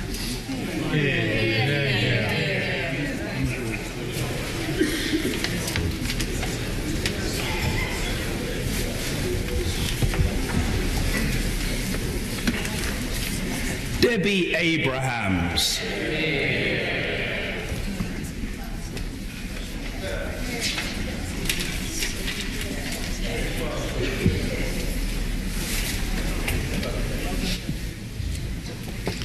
Public sector supply chains project bank accounts.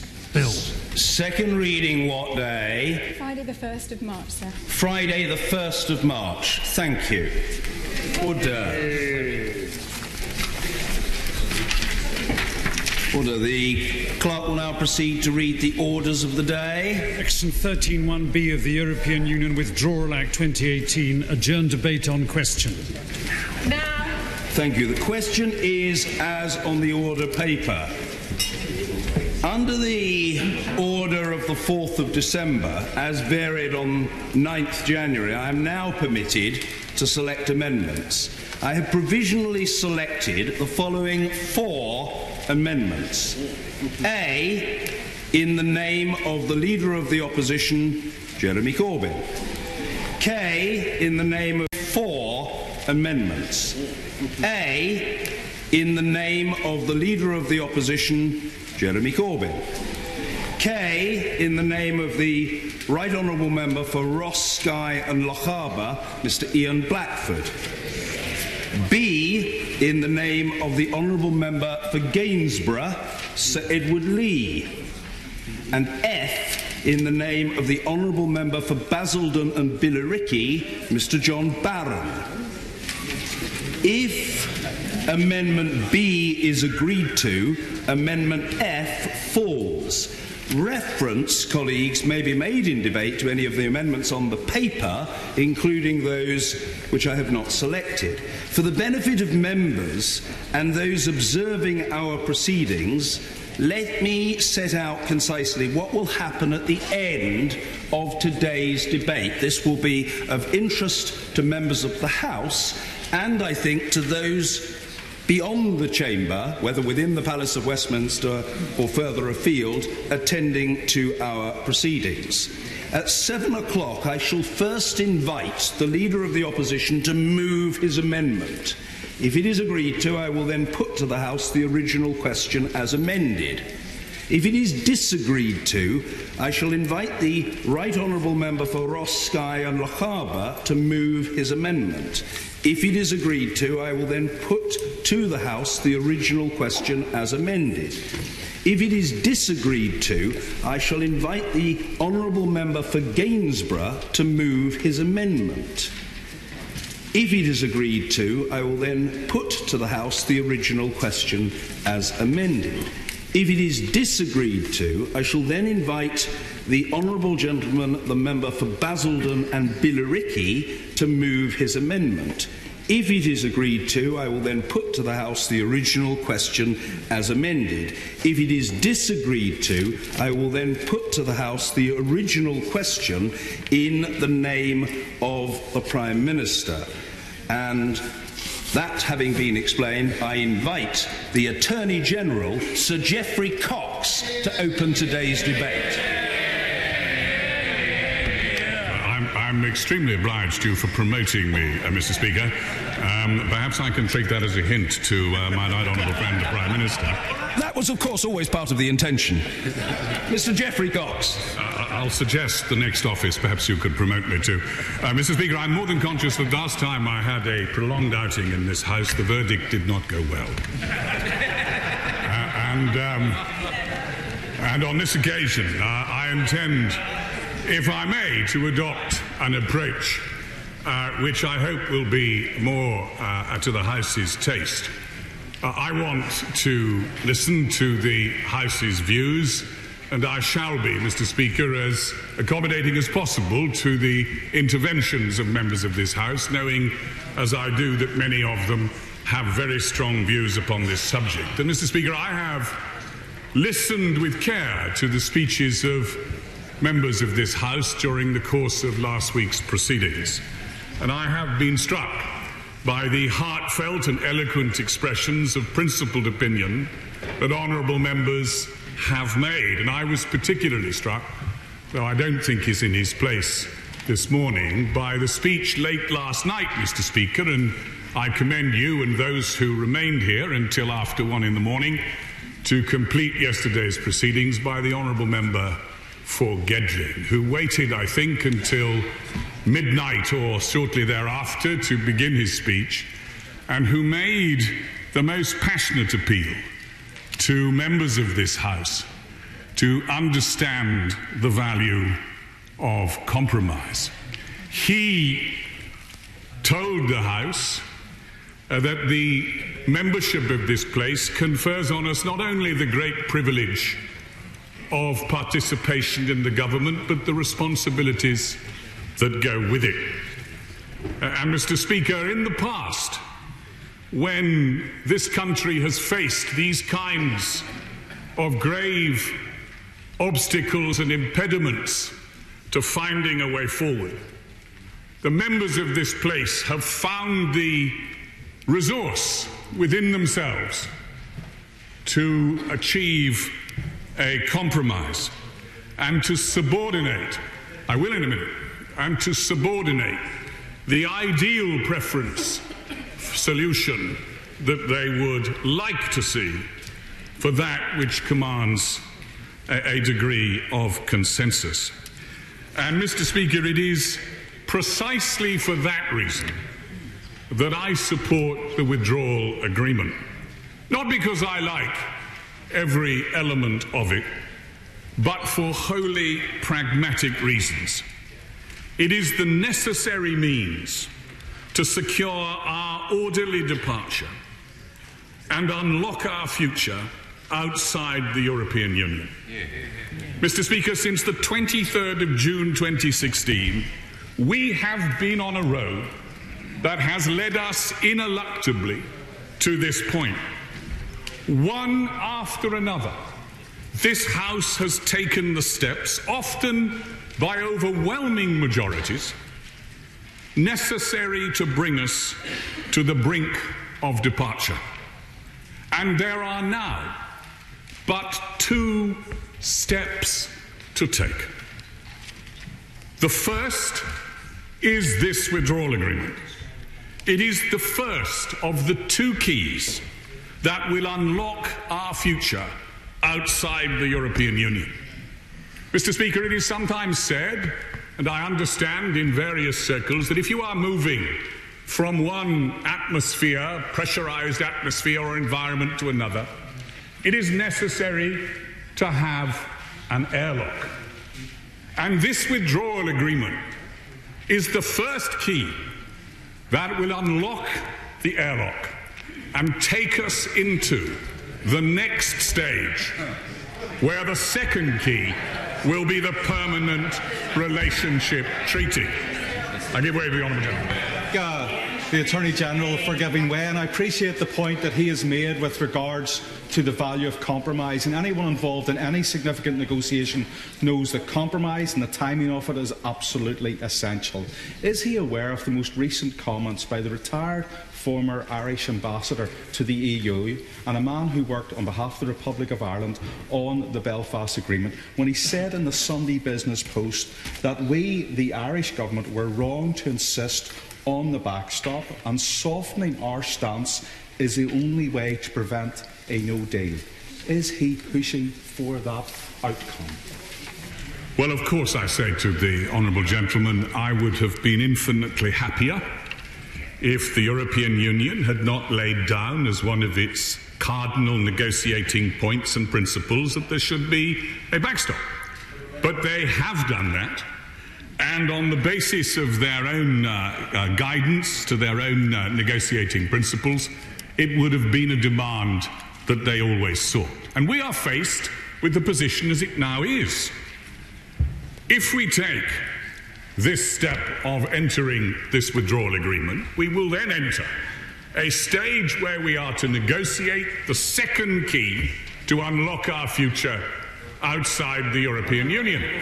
And what I commend, I will give way in a moment if honourable members will permit me, and what I am commending to the House is that we take this key and we unlock the door to that first chamber, that airlock, where we can then settle the permanent relationship which is set out in the political declaration. I will give way to the right honourable. I'm grateful to the Attorney General for giving way, and his use of the airlock analogy is very striking. But does he realise that the reason why many of us will vote against the deal tonight is because on the other side of the second airlock is a complete vacuum about our future relationship with our biggest, nearest and most important trading partner. I intend to address that very point that the right honourable gentleman addresses, because it is important, I will in a moment, it is important to distinguish between the withdrawal agreement and the political declaration and the permanent treaties in which the long-term relationship between this country and the European Union will be settled.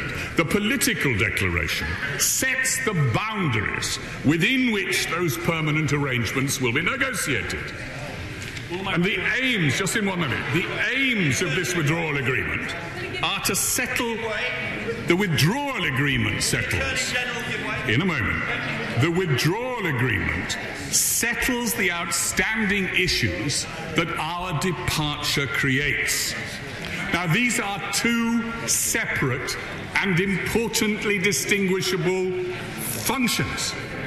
The withdrawal agreement commands, I would submit, across the House, with the exception of two of its areas, the backstop and the political declaration, widespread consensus as to its necessity and its wisdom. I give way to the... I'm grateful to the attorney giving way. Might I draw his attention to the Amendment N that is in my name, that calls upon him to be a servant of the House, to give his legal judgment whether undertakings about the backstop and our ability to limit it are binding in law and therefore actionable in law internationally. Might he draw our attention to the letter he wrote in consequence to, maybe in consequence, to the Prime Minister, saying that we actually had that legal basis from the Council's conclusions on 13th of December. The right honourable gentleman is, of course, right to say that I published that letter in the spirit of the conversation I had with him, in the spirit of the desire the government has to make clear as much information as this House needs to make its judgments. May I see that there was an intervention, Mr. Speaker, I think, from this side I want to take. I thank him for giving way. On the backstop, can you confirm, in terms of Northern Ireland, fish land in Northern Ireland with tariff-free access into the EU and tariff-free access back to the UK, but fish from Scotland will be subject to tariffs going into the EU, and therefore Northern Ireland is getting treated different from Scotland in the backstop. And the Scottish Secretary talked about responsibilities. The Scottish Secretary said he would resign if Northern Ireland was given different conditions to Scotland. Is that not the case? The Scottish Secretary should consider his position. No, I think as I understand what the honourable member says, I think the honourable member has misunderstood. The backstop does not deal with the question of fish at all. It has no policy arrangements. Well, I'm willing to discuss it, well, gentlemen, later. Order. The honourable gentleman is rather excitable today. The Attorney General yields to none in his courtesy in the House, but it is not reasonable, even to expect of the attorney with his formidable intellect, the capacity to start to try to respond to an intervention that he hasn't heard when he's dealing with one that he has. I will in a minute. If I may say so, I'm very happy to discuss the matter with the honourable gentleman afterwards, if he would wish it. I give way to my right honourable friend. Most grateful to my right honourable friend. Does he agree with me that the non-selection of the amendment standing in my name and the amendment standing in the name of my honourable friend, the member for Westbury, the chairman of the Northern Ireland Select Committee, makes it the government's challenge this afternoon harder to convince those of us who are still concerned about the implications of the backstop? And what does he think can replace those two amendments? Well, I'm grateful to my right honourable friend. I have to say that I've never underestimated the challenge that I faced this morning, or that the government faces. But what I would say, as I shall come to in due course, is that I have reflected deeply, as he knows, upon this question of the backstop. And I have reached the conclusion that it is a risk that it is acceptable to take, even having regard to the perils that it does involve if it were to become permanent, and the questions that it unquestionably raises in connection with the union with Northern Ireland. Will you give way on that point? I will give way to my honourable friend. I'm very grateful to the attorney for giving way. Will he confirm that while the political declaration is aspirational in style, it is not legally binding in international law, but the withdrawal agreement as a draft international treaty would be fully binding in international law? Will he further confirm that he's offering the House an embarrassment of riches? After months of debating the backstop, we now have the airlock as well. Is the government so desperate that in the final analysis they're now offering the House of Commons a buy one, get one free?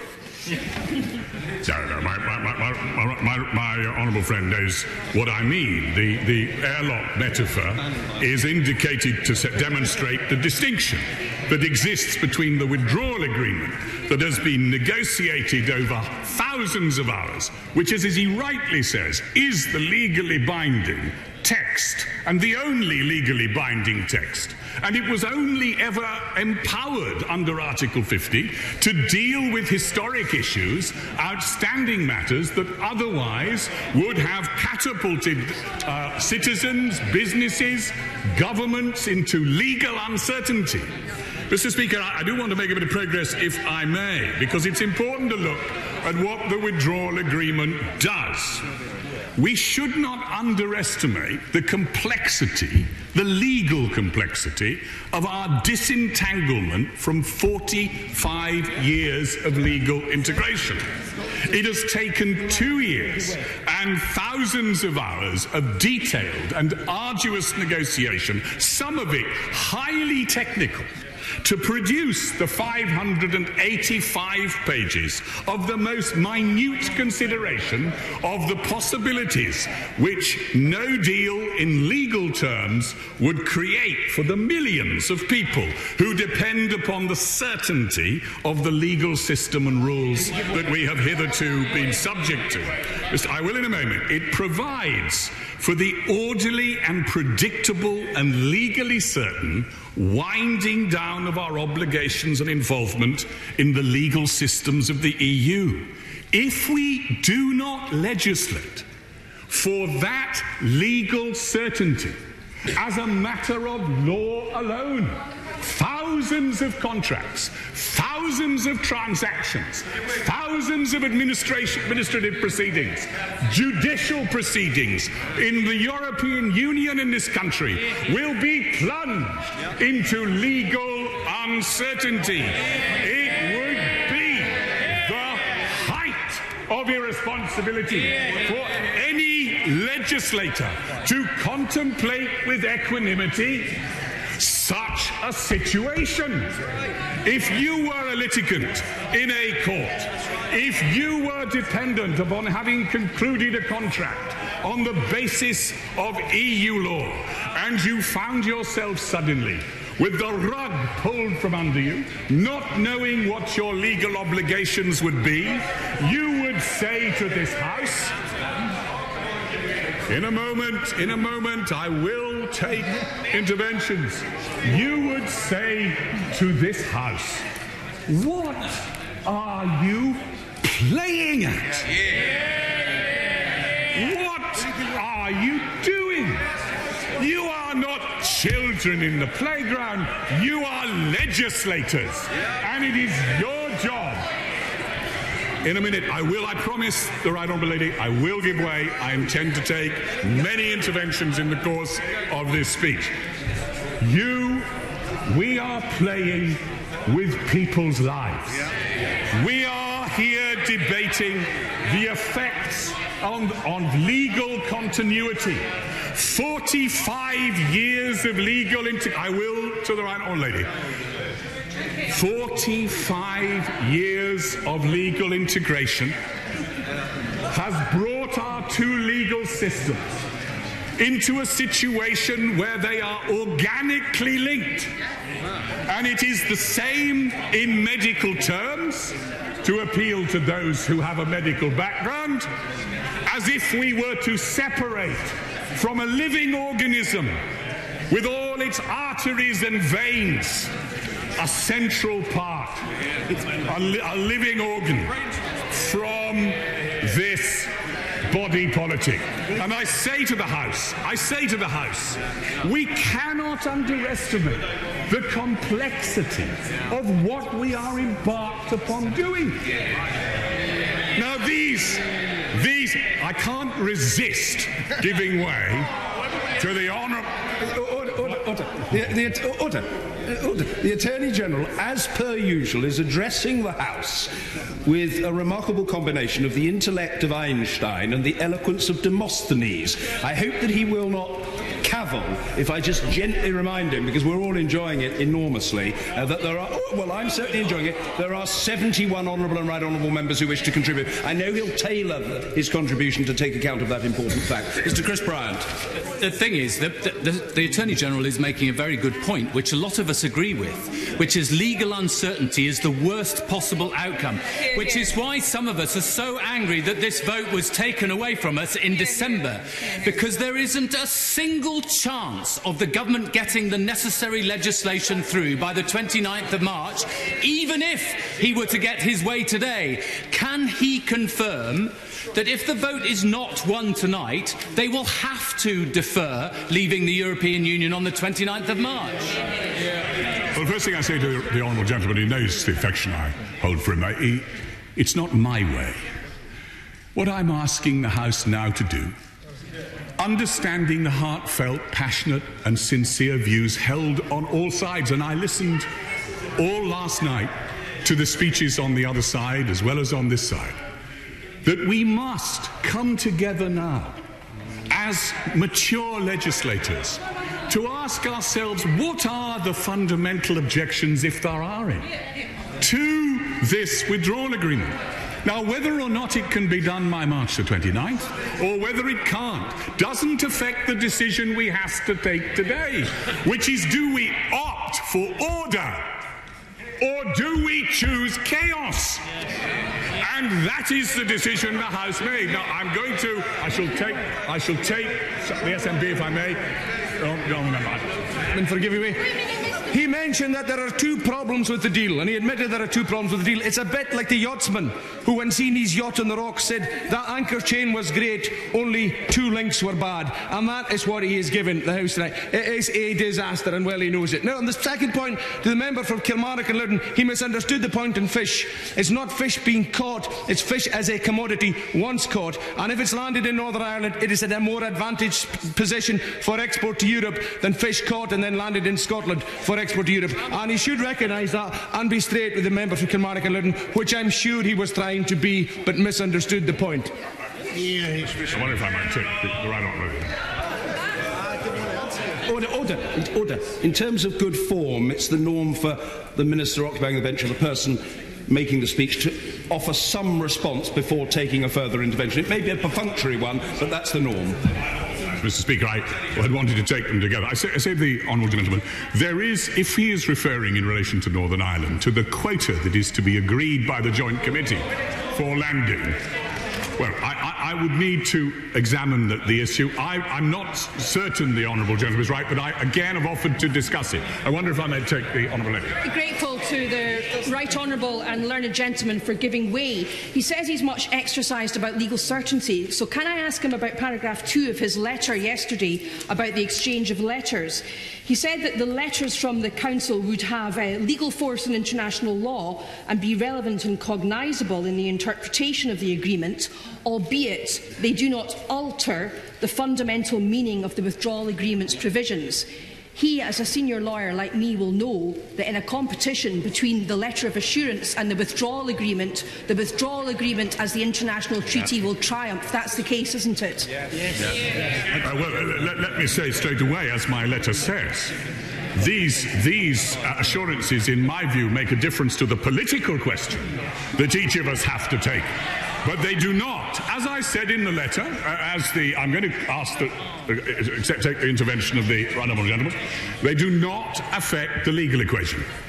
And I'm grateful to the Attorney General for giving way. And just on this point about the legal effect, Isn't it the case that the Prime Minister said 5 weeks ago today, in fact, about legally binding assurances, that what he has just said confirms the fact that legally binding assurances haven't been achieved? And that's the tragedy of where we find ourselves in now after 5 weeks. And in fact, from our point of view, the thing that would have been essential to get this matter through the House with our support wasn't even asked for, which is the changes that would eliminate the trap of the backstop. First, let me say to my honourable friend, the legal equation remains the same. The assurances are binding in the sense that in international law they would be a legally interpretive, binding interpretive tool. What they do not do is alter the fundamental meaning of the provisions of the withdrawal agreement. In that respect, he is right. But and I need to come, if I may, to the first point that I want to make to the House is, let us examine the rest of the agreement first. Do we have, I will in a minute, do we have, will you give way as well? I will in a minute. Do we have before us the withdrawal agreement, a sensible settling of these critical historical obligations for continuing transactions to resolve for millions of people the legal uncertainty of taking ourselves away from the highly integrated legal system in which we were organically linked and indeed part of. Now, the 585 pages, I must make some progress, I will take many more, but on the 585 pages, what does it do? First, it secures the rights of 1 million British citizens living in the European Union and 3 million European Union citizens living in the United Kingdom. What are we to say to them if this House today does not take the advantage of resolving and giving them the certainty of knowing that their position is enshrined in fundamental law? I will in a moment. It settles the bills. It legally allows for the orderly completion of these thousands of continuing transactions, of judicial proceedings, accounting procedures that otherwise would be thrown into a legal void. And it provides for a period of adjustment for people and for businesses of the next 21 months, extendable up to 2 years, to allow our businesses and our individual citizens to adjust to the new realities. That is what I mean by airlock. It's quite simple. An airlock enables the human body to adjust to the new pressure it will face when it exits the airlock. And this period allows the transition and adjustment of this country to enter into the bright new world that we will enter when we leave the European Union. So I say to the House, with all due diffidence and respect, these parts of the withdrawal agreement, all of us would regard, would we not, as essential in order to create the bridge for our departure from the European Union. Give way to the... I'm most grateful to my right honourable friend for giving way. He speaks of the legal complexities of the withdrawal agreement. Mayor, and he also speaks of a coming together. May I refer him to the advice that he gave to the Prime Minister on 13th November in his capacity as Attorney General. And on page 2, paragraph 8, he said, and I quote, "For regulatory purposes, Great Britain is essentially treated as a third country by Northern Ireland for goods passing from Great Britain into Northern Ireland." How can he on the one hand talk about coming together, yet his own advice to the Prime Minister talks of anything but? But I understand the force of what the the honourable gentleman says, but precisely the same prevails in numerous EU countries. For the purposes of regulation, the Canary Islands are treated as a third country to Spain. It is not, for the purposes of regulations alone, single market regulations alone. There are examples all around the world where there are regulatory differences between individual parts of the jurisdiction of sovereign states. May I take the honourable lady's intervention? Thank you, Mr. Speaker. Thank you, Mr. Speaker. I'm very grateful to the Attorney-General. On a previous occasion, which I thought was a magnificent performance in early December, Attorney-General, you used a very, very striking description of the backstop. You described the backstop as an instrument of pain.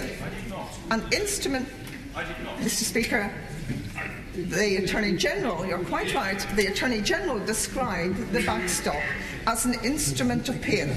An instrument of pain as much for the European Union as for the United Kingdom. That is very strong language indeed, Attorney-General. An instrument of pain for the European Union. Would the Attorney-General take some time to explain that in detail? I think that would be very helpful. I'm immensely obliged to the honourable lady, because that is precisely what I want to move on to. If we accept, and I urge this House to accept, that effectively 90% of this withdrawal agreement, of its pages, some 450 of the 585, in fact settle these crucial outstanding matters that no sensible person could doubt require to be settled in order to effect our departure. That leaves the two grounds of objection which have been advanced, and I repeat, doubt, require to be settled in 185. In fact, settle these crucial outstanding matters that no sensible person could doubt require to be settled in order to effect our departure. That leaves the two grounds of objection which have been advanced, and I repeat, I listen with great care to speeches on the opposition side of the House. The two grounds of objection to this agreement and declaration. So may I come to those two grounds of objection? Before I do, may I simply say that there are some typical misconceptions about the withdrawal agreement. It is said, for example, that the CJEU retains jurisdiction over our courts once the time-limited obligations have wound down, that the withdrawal agreement settles. It does not. It does not. It does not. It does not. How many times do I have to say it to my honour? Does not. The fact of the matter is that once these obligations have wound down, the CJEU will have no jurisdiction over the resolution of disputes between individuals, citizens, businesses in our country. This is what our people voted for, and we, by adopting this withdrawal agreement, can give it to them. Secondly, it is said that we will be permanently bound by EU rules. But we will not. The fact of the matter is the withdrawal agreement's obligations are inherently time limited. And once they have wound out, the EU rules will no longer have effect in this country. I think I take the honourable gentleman, then I will take it. My right honourable friend is making his case with his usual eloquence, but on that specific point, and his point about airlocks need exit mechanisms, and in the absence of legal certainty that we could unilaterally leave the backstop, something which my Amendment F addresses, and I will be pressing, what certainty is there that the EU doesn't drag negotiations on so that we could still, with an extension to the transition period, be discussing these issues in 4 or 5 years' time? Herein lies the critical question that we all have to confront in connection with the backstop. But before I answer it, may I take the honourable gentleman? Thank the attorney for giving way. And while he pauses for breath, can I too take him to the airlock? In travelling through an airlock, it helps to have a supply of air. In this particular case, I would urge conditionality, that we don't agree to write out a cheque for £39 billion of hard-earned taxpayers' money unless or until a future relationship agreement is agreed that is legally binding. That would give us greater leverage in the negotiation and enable us to deliver serious value for the British taxpayer. You cannot say to somebody to whom you owe money, I'm not going to pay you my debt unless you give me something else.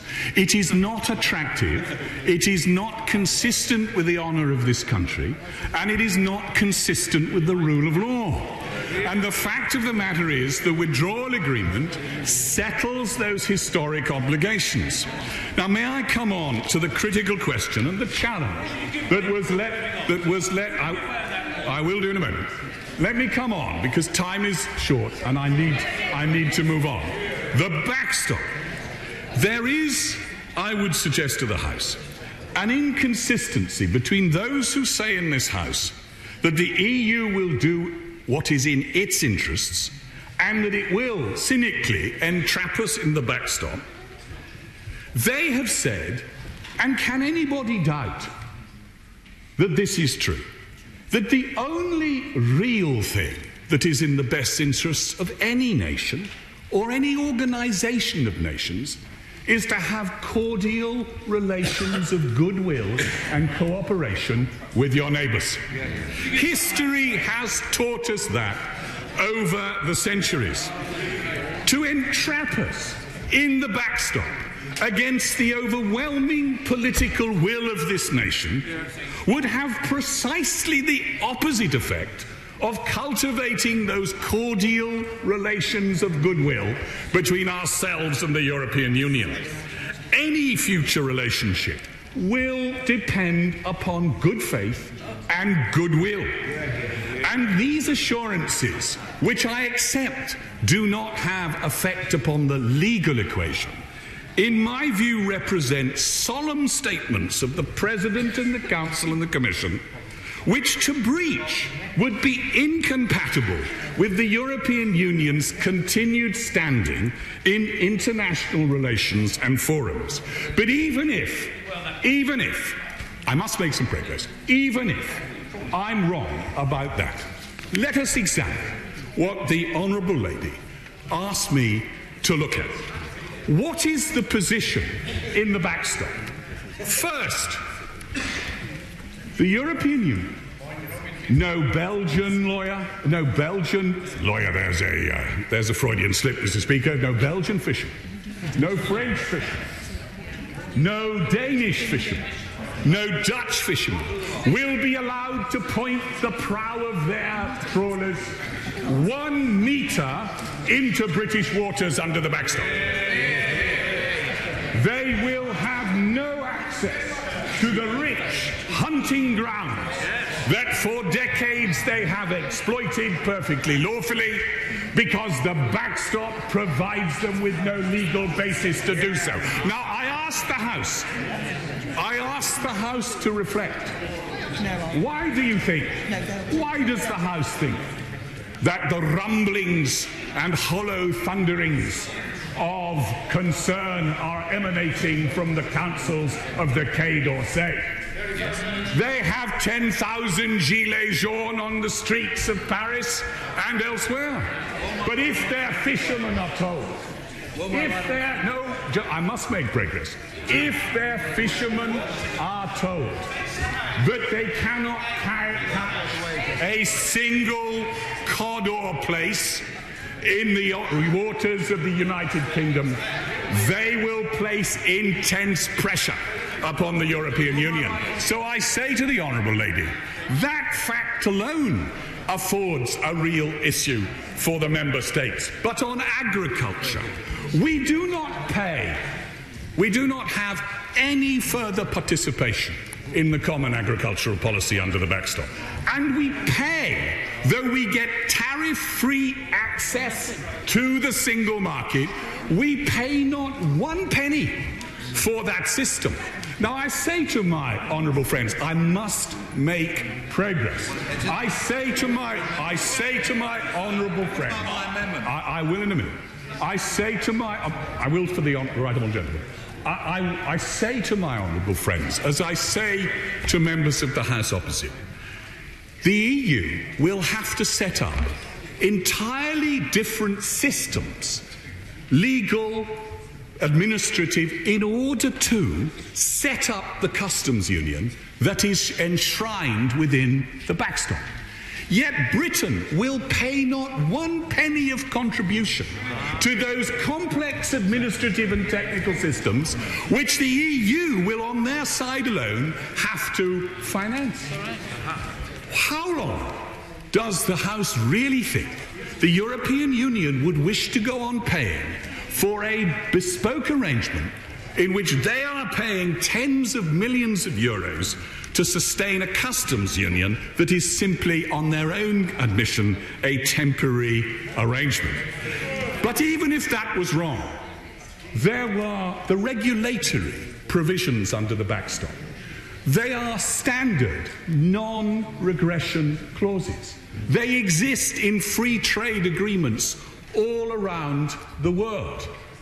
They provide us with the ability, if we wish to take it, of being flexible about the means by which we achieve the outcomes, because all they do are require us to maintain parity of standards with the position we had when we left the European Union.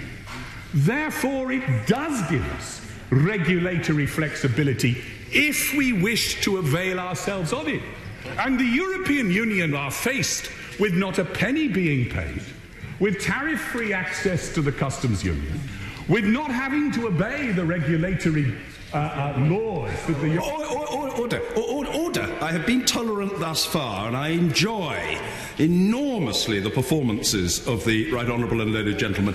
But this perambulation is very uncommon and irregular, and the right honourable and learned gentleman must face the House. We want to see him and to get directly the benefit of his mellifluous tones. The Attorney General.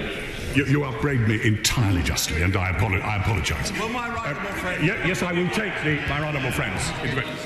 Everything that the Attorney General says about the backstop may be true, but he knows that many of our honourable friends are deeply concerned about this, and we want an end date. I'm not asking him for an answer now, but I see the Prime Minister there. I see the Chief Whip. There is an amendment on the order paper now which has been selected by the Speaker which could unite the party, or most of it. It is a compromise. If we can have an end date to the backstop, then we can move forward. I do not ask for an answer now, but I beg the government over the next 6 hours to consider whether they should not accept these amendments, because they would try and unlock this process and get it through Parliament. Well, can I say to my right honourable friend, the amendment which he has put down is one that would, in my judgment, not be compatible with our international law obligations. Now, he may know that, he may accept that. It's certainly my view that it would not be, and therefore would be likely not to be seen by the European Union as ratification, and certainly would raise serious question marks over it. So I say to my right honourable friend, we need to examine this without the indulgence of believing that there is any other easy solution. The fact of the matter is, looked at as it's sometimes said that the problem with the backstop is it will not enable us to walk away. That is true, except in this regard. The question is, what would we be walking away from? Would the other side regard it as something they would not wish to walk away from? Or would it be an embrace that they would like to escape as well?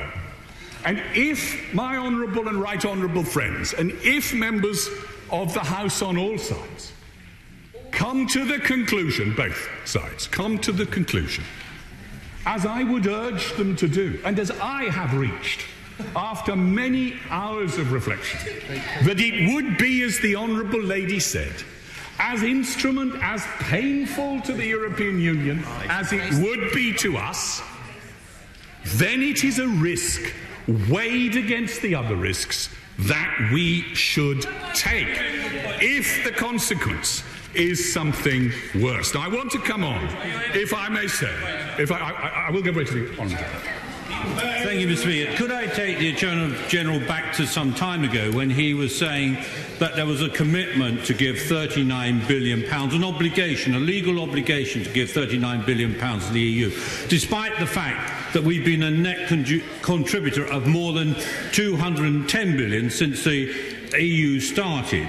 Could he explain to me on what legal advice he gives that? Because the House of Lords said there was absolutely no legal obligation. My honourable friend is wrong. The House of Lords did not say that. The House of Lords committee said there was none in EU law. The House of Lords said there may well be public international law obligations, and the argument that there were no public international law obligations, in my judgment, and I've tested my judgments as I always do on matters of law with some very distinguished lawyers of expertise in this field, is that the basis for not having public international law obligations is flimsy at best. And the House of Lords Committee did not say there were no public international obligations. Now, I must move on, because the next thing I must deal with is what are the alternatives. I will come to my right honourable. I will come to my right honourable friend. I will come to my honourable friend, but I need to make some progress. The orderly exit from the European Union would always require a withdrawal agreement along these lines. No alternative option now being canvassed in the House would not require this withdrawal agreement and now the backstop. So let us be clear. Whatever solution may be fashioned, if this motion were defeated and this deal defeated, this withdrawal agreement will have to return in much the same form, with much the same content. And therefore, there is no serious or credible objection that has been advanced by any party to the withdrawal agreement. Now, it has been said last week by the Right Honourable and Learned Gentleman for Halburn and St Pancras that we should have negotiated a full customs union with a say within the political declaration. And there would have been no need for a backstop because the agreement could then have been concluded within the transition period. But he knows, and it is clear, that the European Union are unwilling and regard themselves as bound by their own law not to have entered into detailed negotiations on the permanent relationship treaties. They were never going to do it. Their own negotiating guidelines said that they would not. Therefore, there was always going to be this withdrawal agreement, a political declaration setting out a framework, and months thereafter, if not years, of detailed negotiation in relation to any final resting place that any political declaration might have. I will come to the right honourable gentleman, if I may. I will give way in time. Now let us just examine the point. Let us examine the point. The question then is, what is the basis for the objection to this withdrawal agreement? Because I will. To the attorney for giving way. Mr. Speaker, he and I, both members of the criminal bar, though I was certainly never in the attorneys' league, we both understand the art of negotiation. You can't be a criminal barrister, or indeed any lawyer, unless you understand negotiation. Now, he advances the case for this withdrawal agreement on the basis that it's reached some pragmatic consensus, but I suggest to him that a good negotiation is something that settles things that a majority can positively support. The problem I suggest with this agreement is that it doesn't settle anything and it doesn't satisfy the vast majority. In fact, it satisfies no one properly in this House. Well, I say that is because I would respectfully suggest to my right honourable friend that the expectations of the withdrawal agreement have been far too unrealistic. The withdrawal agreement, let us hear it from you. This is a serious issue. And I ask just for the indulgence of the House, I know I've got to give way, I think, to the right honourable lady. I ask for the indulgence of the House in making what I hope is a serious point. If the House doesn't accept it, then fine. But let me at least make it. Because the withdrawal agreement and the backstop are the first and necessary precondition of any solution. Now, I know that the honourable ladies and gentlemen on the other side have real concerns about the content of the political declaration and about the issue of the safeguarding of rights. Particularly, I think I listened to the honourable lady last night. I think it was the honourable lady who spoke of the enshrinement of environmental rights and environmental laws and so on. But the political declaration would never have been able to have secure, detailed, legally binding text on those matters. And those are matters that will be discussed and negotiated in the next stage of negotiation. It makes no sense to reject the opportunity of order now, of certainty now, because in a future treaty, members of this House are unhappy that they don't have guarantees about what will be in it. What will be in that treaty, governed by the parameters set out by the political declaration that I need to come to in a moment, will be negotiated over the next 21 months. And this government has made this pledge to this House that on these negotiations it will take fully the opinion of this House in all of the departmental areas over which that negotiation will take place. Now, I wonder... well, I hope it is a point of order rather than a point of frustration, but I await with bated breath and... you'll be aware the attorney has now spoken for 49 minutes. I understand there are a substantial number of colleagues who wish to speak today. Could you tell us how many colleagues are waiting to speak and what approximate time people are going to get? For Cardiff South and Penarth, as always, is trying to be helpful, but in fact it was really a point of frustration. The fact is, as I have previously advised the House, no fewer than 71 honourable and right honourable members are seeking to catch my eye. So there are notable constraints to which I don't wish myself now to add, but of which I feel sure the attorney will take account. Set myself a clear time limit, but I am anxious to take into... You really can't win. I'm trying to take as many interventions as I can, and I'm going to take the right honourable gentleman. Get the backstop. I'm very grateful to the attorney for giving way. He talks about the danger of setting unrealistic expectations, but it was the Prime Minister sitting next to him who promised in her Lancaster House speech that we would have agreed the future relationship before exit day. Yeah. And secondly, he makes great play of this implementation period. It's of no use in some respects if you don't know what it is you are transitioning. People are going to get. For Cardiff, a different European Parliament, a different of this implementation period. It's of no use in some respects if you don't know what it is you are transitioning to. He knows we will have a different European Parliament, a different European Council, a different European President. There are two other presidents. That will all have changed by the time the future relationship is due to be settled. Let me say, we must start from where we are now. It's easy to say we shouldn't have started from here. The political declaration does set out clear parameters about the future treaty. First, written into the DNA of the political declaration are two cardinal principles. It is not a legal document, but no political declaration would ever have been a legal document by definition. You cannot have, under EU law, a finally negotiated text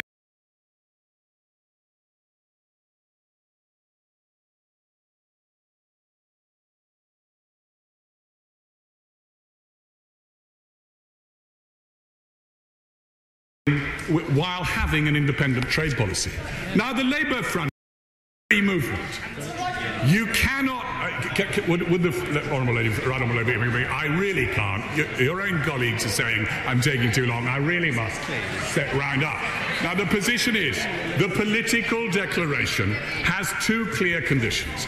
First, that there will be no free movement. You cannot belong to the single market without participating in the four freedoms.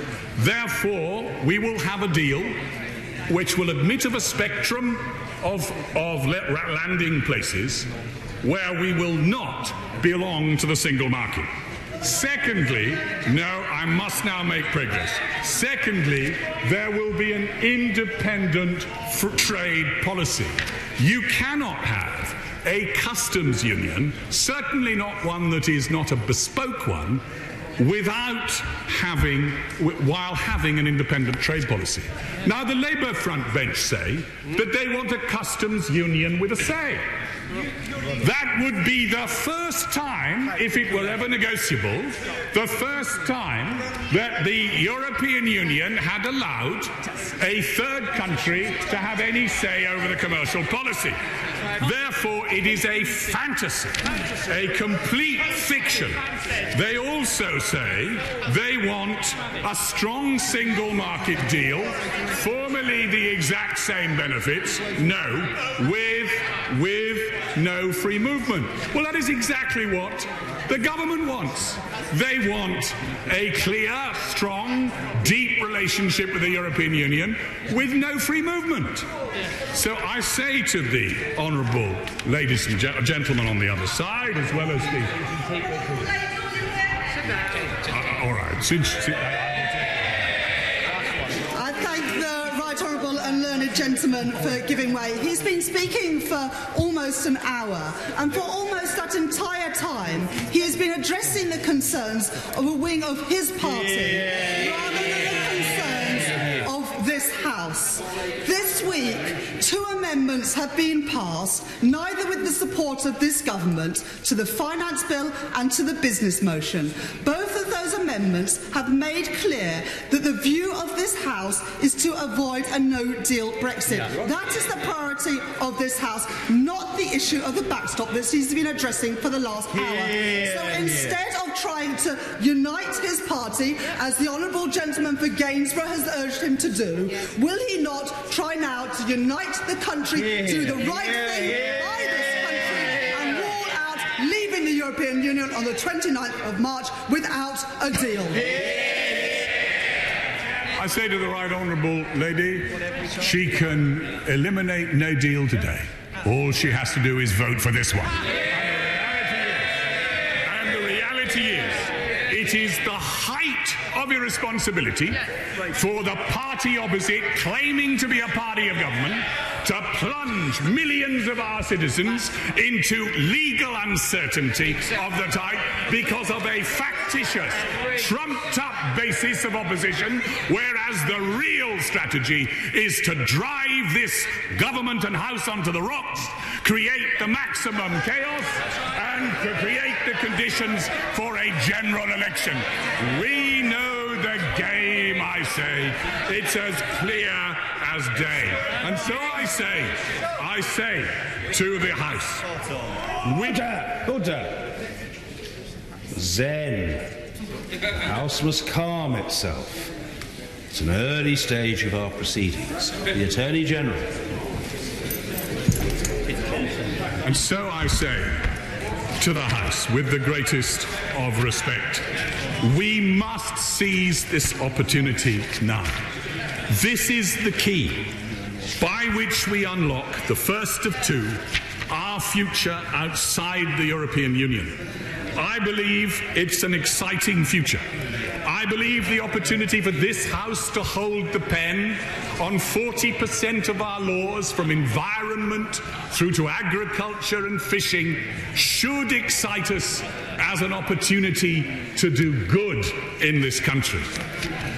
But if we do not, and let us not forget that there are many outside this House as well as in, who wish to frustrate the great end, to which the people of this country committed us on the 23rd of June 2016.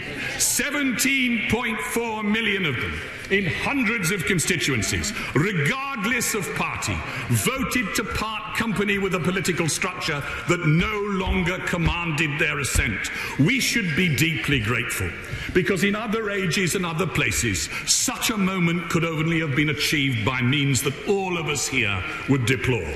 But we should not underestimate the significance of the moment because it was expressed peacefully by the ballot. Hear, hear. Mr. Speaker, if we approve this agreement, we know that we shall leave the EU on March the 29th in an orderly way and can commence negotiation of the permanent treaties. This agreement and the accompanying political declaration are the two keys that unlock the demand of the electorate that we should repatriate control over vast areas of our laws that hitherto have been in the exclusive legislative competence of the EU. If we do not take that first step, then history will judge us harshly because we will be plunged into uncertainty. And those who wish to prevent our departure, if this vote fails today, will seek to promote the conclusion that it is all too difficult and that the government should ask the electorate to think again. That is why former prime ministers and their spin doctors and all their great panjandrums of the past are joining the chorus to condemn this deal, for they know this deal is the key. There is no other.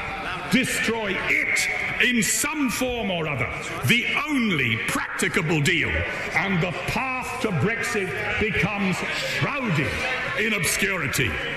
And if, Mr. Speaker, we should be so deceived that we should permit that, and when historians came to write of this moment, future ages will marvel that the huge repatriation of powers that this agreement entailed, of immigration, fisheries, agriculture, the supremacy of our laws and courts, was rejected because somehow it did not seem enough, and because of the Northern Ireland backstop. Nick Thomas-Symonds. Thank you very much, Mr. Speaker, and I'm of course happy to open this debate for the opposition today and follow the Attorney-General. I'm of course grateful for his remarks over the past hour. I was also pleased to see his letter to the Prime Minister yesterday, giving advice on the backstop protocol and the latest exchange of letters, and indeed to receive it without a need for a contempt motion on this occasion. Mr. Speaker, I stood at the dispatch box when the Attorney-General gave his statement on the legal position on the 3rd of December, and he said to members of this House, and I quote, "It is time they grew up and got real," and even said to my right honourable friend and learned friend, the member for Camberwell and Peckham, "There is nothing to see here." But after the government was found in contempt of Parliament and published his advice the next day, it turned out there was everything to see here, and it was the government that needed to get real. And let's be clear about, first of all, what the Attorney-General himself has advised. What did he say on the backstop protocol? Despite statements in the protocol that it is not intended to be permanent, and the clear intention of the parties that it should be replaced by alternative permanent arrangements in international law, the protocol would endure indefinitely until a superseding agreement took its place in whole or in part as set out therein. What did he say? Which parts of the backstop are more likely than others to remain, even in the event of a trade deal being agreed? He's never actually told us. He added, there are numerous references in the protocol to its temporary nature, but there is no indication of how long such temporary arrangements could last. And on Northern Ireland, incidentally, the Attorney-General, and these are his own words, GB is essentially treated as a third country by NI for goods passing from GB into NI, his own words. The Attorney-General even said, the protocol appears to assume that the negotiations will result in an agreement. Mr. Speaker, are we in this House to assume, given the conduct of these negotiations, that this government will be able to negotiate a full future trade deal in time for the protocol not to come into effect? Yes. Nick Macpherson, the former Permanent Secretary of the Treasury, disagrees actually with the Secretary of State for the Environment, Food and Rural Affairs. I know he's not a fan of experts, but perhaps you'll just listen to this one for a moment, who said, "There is no way the UK will negotiate a trade deal with the EU by December 2020. Even 2022 is optimistic, mid-2020s more likely." Now, as a matter of law, as the shadow law officer, I ask myself, is there anything to prevent the backstop from becoming permanent? As a matter of international law, no, there is not. It would endure indefinitely, pending a future arrangement being arranged. Not my words, the words of the Attorney General in this House. Now, I have to state, Mr. Speaker, clearly for this House, that we as an opposition and the Labour Party are committed to the Good Friday Agreement. It's the agreement that my predecessor, now Lord Murphy of Torvine, who sits in the other place, helped to negotiate when he chaired the peace talks. It is one of the single greatest achievements of any government since 1945.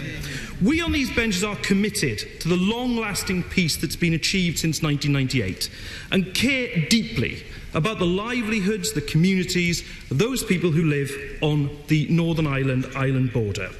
But our position is that a permanent customs union with a say in external trade deals, a strong single market relationship and guarantees on rights and protections would have rendered a backstop unnecessary. And let me be clear as to what this backstop is. I'll happily give it. Can you name a single other country which is in a customs union with the EU which has a say over trade deals? Is this not an unprecedented legal and political novelty of the kind which is quite rightly called a unicorn? Well, Mr. Speaker, let me be clear that I would want our own arrangements, but he's asking me to give him an example of that particular theoretical possibility. It's not one I wish to emulate, but Turkey is actually one of them, if he actually had a look at it.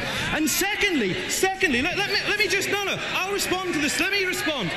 And let me actually respond to the Secretary of State on this. He will vote this evening for a backstop that itself contains a bespoke customs arrangement.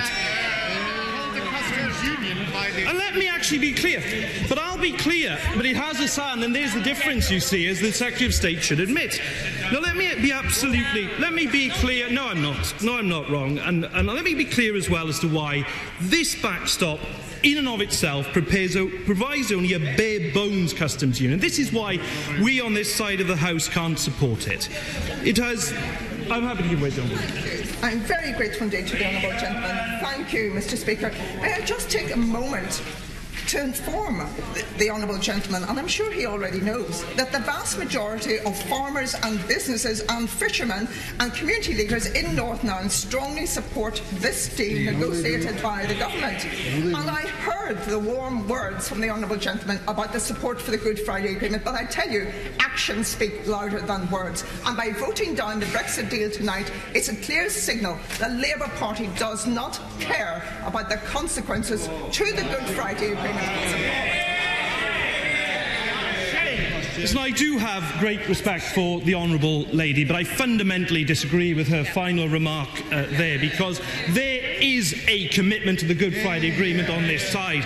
And I can tell her that we in my constituency of Torn have great pride in that agreement, which was the peace talks were chaired by my predecessor throughout that time. We have great respect for it and want to protect it. But let me be clear as to why this backstop, the bespoke backstop, actually, the bespoke customs union within the backstop, we cannot support. It has no proper governance. Firms based in Britain rather than Northern Ireland would be outside the single market, facing barriers to trade, and the protections for workers and the environment are unenforceable non-regression clauses that would see the United Kingdom fall behind over time. In short, it falls well away from what Labour has argued for. So what other routes are there for us to exit the backstop? Now, I asked the Attorney General about international treaties where the UK has no unilateral right to terminate, and his response was to direct me to the Vienna Convention on the Law of Treaties. Now, even if it applied, and incidentally it only applies between states, The Attorney-General knows this is clutching at straws. First, it is said we could argue that the EU was not using best endeavours to complete our future trade arrangement and that this constituted a material breach under Article 60 of the Convention. Now, what has the Attorney-General said on the Backstop Protocol Article 2.1? He said it is the duty of the parties to negotiate a superseding agreement. That must be done using best endeavours pursuant to Article 184 of the Withdrawal Agreement.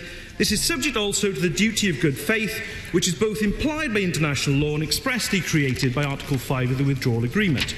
But, Mr. Speaker, and I quote, "The duty of good faith and to use best endeavours is a legally enforceable duty, but there is no doubt it is difficult to prove." Again, not my words, Mr. Speaker, the words of the Attorney-General. He knows that's the case.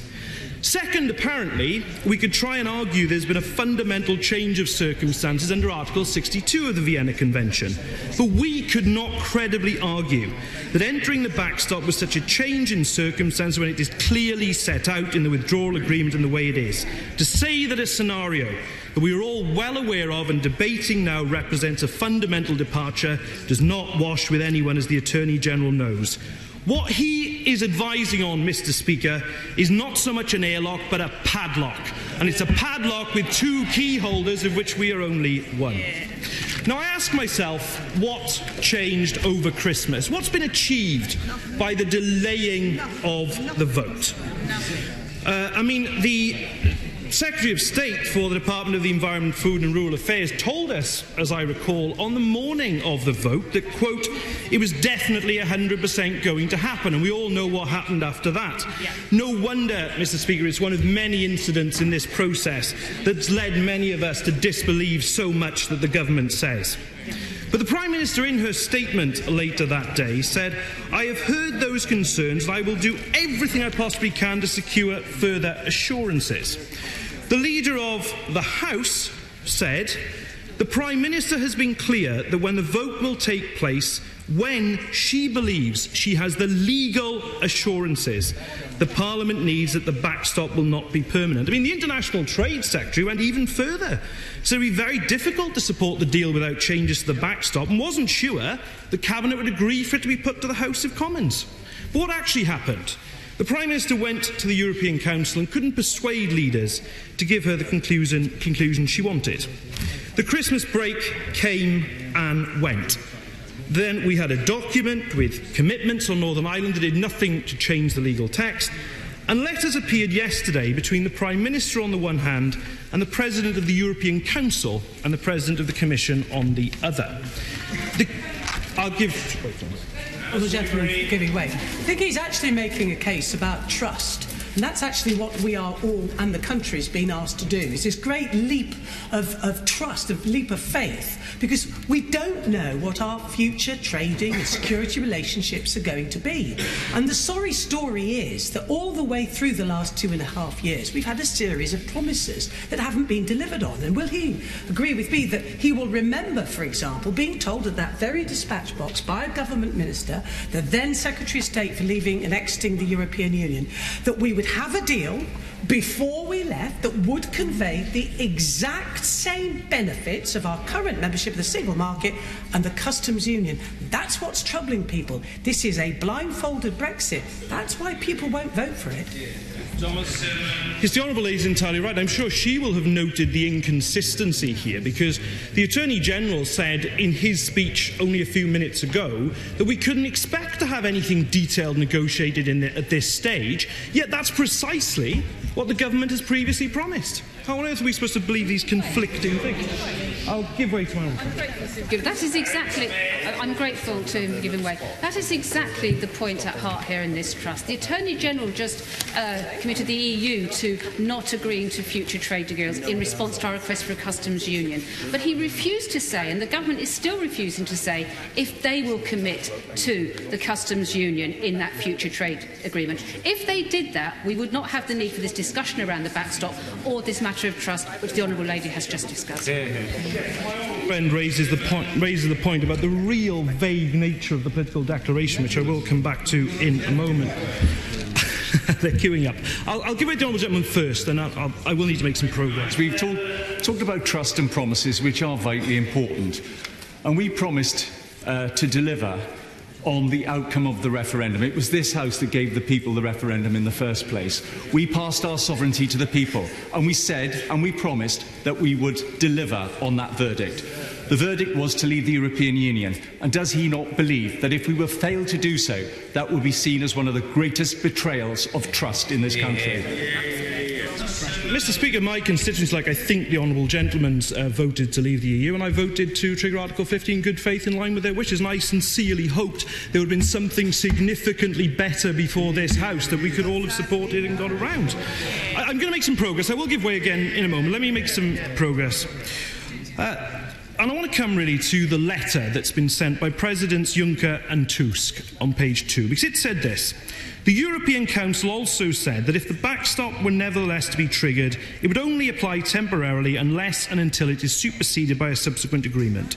Then again, they spoke about best endeavours, backstop in place for as long as strictly necessary, but we all know that represents no difference at all to the position the Attorney General advised on back in December. We ask, are there any changes? Changes to the withdrawal agreement text? None. Changes to the possible interpretations? None. Changes to the reassurances available? None. And what did the Attorney General say himself in his latest letter to the Prime Minister about the Council's conclusions, their impact on the Northern Ireland Protocol? And I quote, "They do not alter the fundamental meaning of its provisions as I advised them to be on 13th of November 2018. To coin a phrase, Mr. Speaker, nothing has changed." I want to make some progress. Mr. Speaker, I made clear in answer to an intervention my own constituency of Torvine voted to leave, and I respect everyone who voted in that referendum. In good faith and in line with their wishes, I voted to trigger Article 50 to trigger the process of withdrawal. And I wish there was a withdrawal agreement worthy of wide support across this House. I wish there was a political declaration that actually did point a way to a future that secured our economy, our jobs and our futures, and wasn't the meaningless text, the leap in the dark that it actually is. Now more than ever, we need to unite the country away from a fractious debate to a shared vision of our future. The Prime Minister says she wants to unite when all she has done is divide. Failing to unilaterally guarantee the rights of EU citizens at the outset, which was not only the right thing to do, but would have created goodwill on both sides of the negotiations. Red lines that created more problems than they solved, negotiating issues in an order and a way that made this backstop inevitable. The Prime Minister has had 2 years to reach out across this House for a consensus and failed to do so. And instead of speaking to others, she has stayed in her bunker. Now, Mr. Speaker, she only speaks at the concrete walls, unable to deliver the changes needed.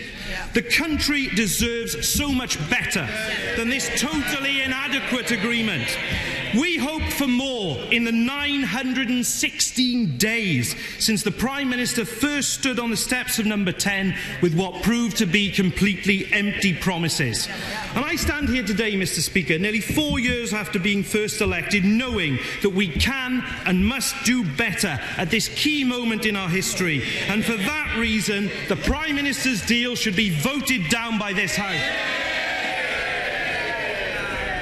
Order. The first of approximately 70 members wishing to speak from the backbenches is the Father of the House, Mr. Kenneth Clarke. Mr. Speaker, I shall try to compete with the opposition spokesman on brevity and by indeed being shorter than he was. This is a chaotic debate, Mr. Speaker, in every conceivable way. I think future generations will look back and will not be able to imagine how we reduced ourselves to this disorderly exchange of a whole range of views cutting quite across parties at a time when we were taking such a historic decision. It was summed up for me yesterday when I drove in, and I drove through the gates of New Palace Yard with flanked on either side with lobbyists who are waving things at me. To the right I had people waving yellow placards, leave means leave, and to the left I had people waving European Union flags and demanding my support. Both sides, insofar as they were shouting a clear message to me, were shouting the same thing. They were both demanding that I voted against the withdrawal agreement.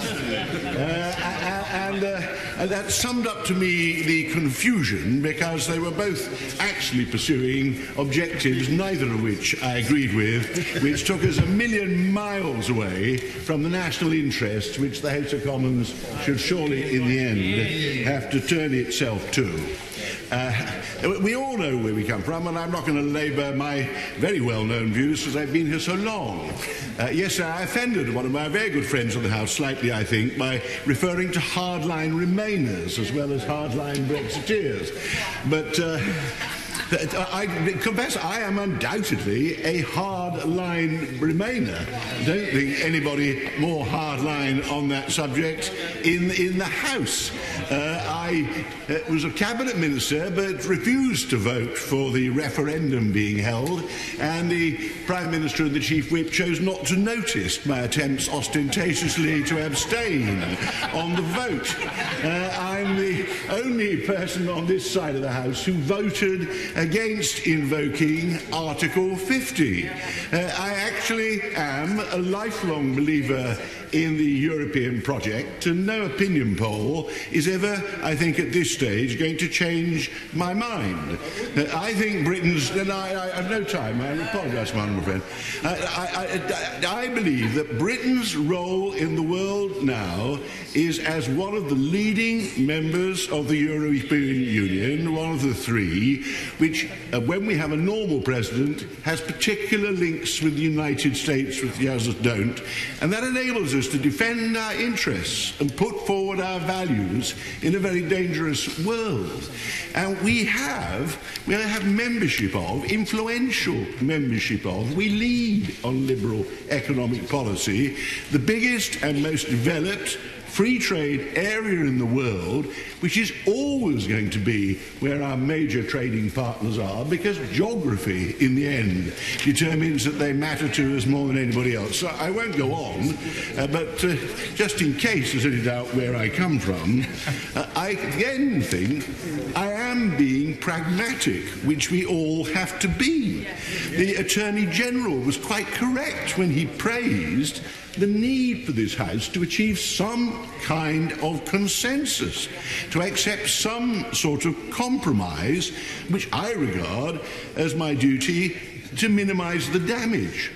The vote on invoking Article 50 revealed to me that there's not the slightest chance of persuading the present House of Commons to give up leaving the EU because they're terrified of denying the EU referendum. To be fair to my friends who are hardline Brexiteers and always have been, none of them had the slightest intention of taking any notice of the referendum, but it's now a kind of religiously binding commitment, it seems, to the majority of this House that they must leave. So we're leaving. So why am I therefore supporting the withdrawal agreement? The withdrawal agreement is a natural preliminary to the proper negotiations which we haven't started. Frankly, it should have taken about 2 months to negotiate, because the conclusions we've come to on the rights of citizens, on our legally historic debts, and on the Irish border being open permanently were perfectly clear and there, and they're essential preconditions to which the Attorney General rightly drew our attention to the legal chaos that we caused if we just left without other detailed provisions in a 500-page document. The withholding agreement in itself is harmless. The Irish backstop is not really the reason why a large number of members of this House are going to vote against it. You've got to be suffering from some sort of paranoia, in my opinion, to think that the Irish backstop is some carefully contrived plot to keep the British locked into European relationships which they're dying to escape from. I won't, the Attorney addressed this with great eloquence, which I admired. It is obviously as unattractive to the other EU members as it is to the United Kingdom to settle down into some semi-permanent relationship on the basis of the Irish backstop. In my opinion, we don't need to invoke the Irish backstop at all. We can almost certainly avoid it. Seems to be quite obvious that the transition period which will open up should go on for as long as is necessary until the full withdrawal agreement in all its details on our political relationships, our regulatory relationships, our trade relationships, our security, our policing, has all been settled. I don't think it will be completed in a couple of years. I actually think it will take 4 or 5 years if we make very good progress before we have completed all that. And I think that is the view of people with more expertise than I've had, although I've been involved in trade agreements, unlike most people in this House, who actually are going to be saddled with the responsibility of negotiating this if we ever get that far. But if we extend the transition period as is necessary, we never need to go into the backstop. And actually, putting end dates on the transition period is pretty futile, because actually when you get there, you can't actually begin to change our relationship until you've agreed in some detail what it is you're actually changing to. And that, if this House persists in taking it out of the European Union, is where eventually we've got to get. If I give way to my honourable friend, who is a very good friend of mine, I shall suddenly find everybody's leaving. I've made it. I'm not going to keep to my word otherwise if I start giving way. The outcome I wish to see is the same as the government's declared outcome, as it happens, that we should keeping to the narrower matters of trade and investment, open borders between the United Kingdom and the rest of the European Union, and as free, frictionless trade relationships as we have at the moment. I shall listen to people arguing that is not in the best interests of the United Kingdom and future generations, but I think it's an impossible case to make. It is self-evidently the case that we should stay in our present free trade agreement. We can't become free trade to the rest of the world, but protectionist against those continental Europeans by erecting new barriers. And nobody said to the electorate at the time of the referendum that the purpose of the whole thing was to raise new barriers to two-way trade and investors across the way. It seems to me quite obvious. It is factually correct, in my opinion. If you wish to keep open borders, the land border, which happens to be in Ireland, and the sea border around the rest of the British Isles, you have to be in a customs union, and you have to be in regulatory alignment, which will greatly resemble what we call the single market.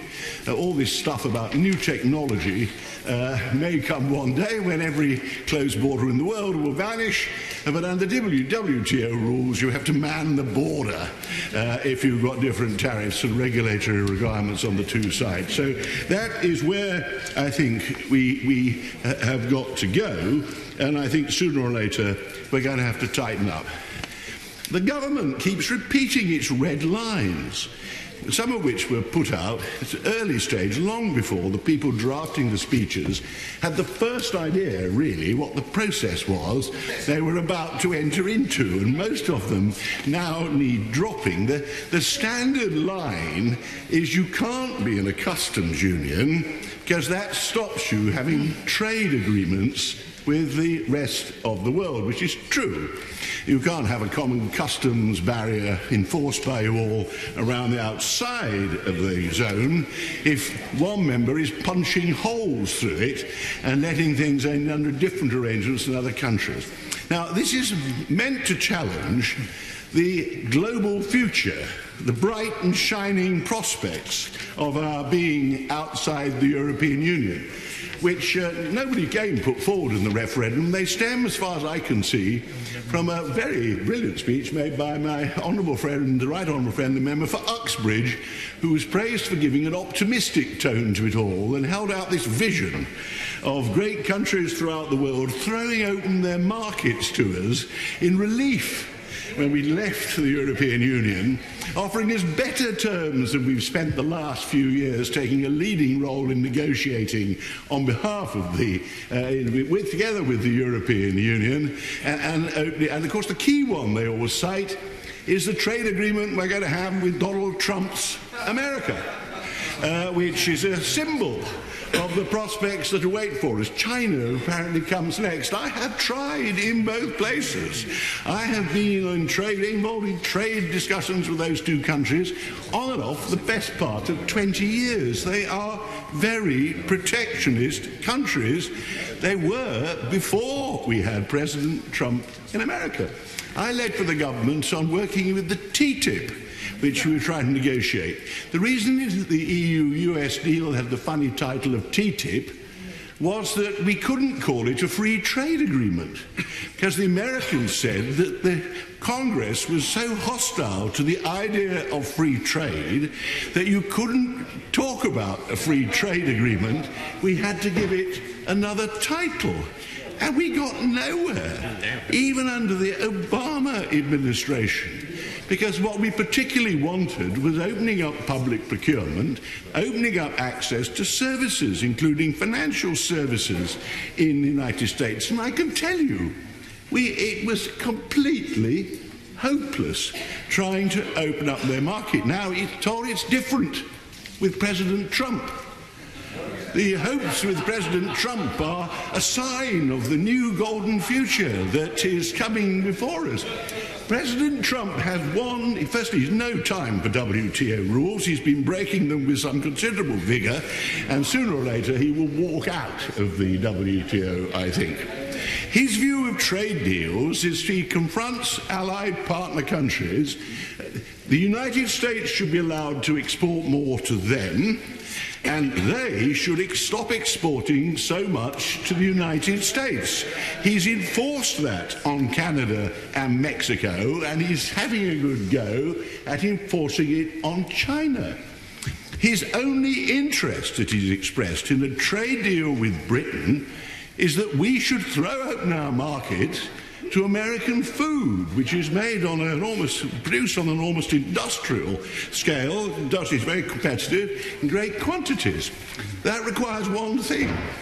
We abandon the European food standards and animal welfare standards, which the British actually played the leading part in getting to their present position in the rest of the EU, and we should adopt the standards laid down by Congress, the House of Representatives and the Senate, in response to the food lobby.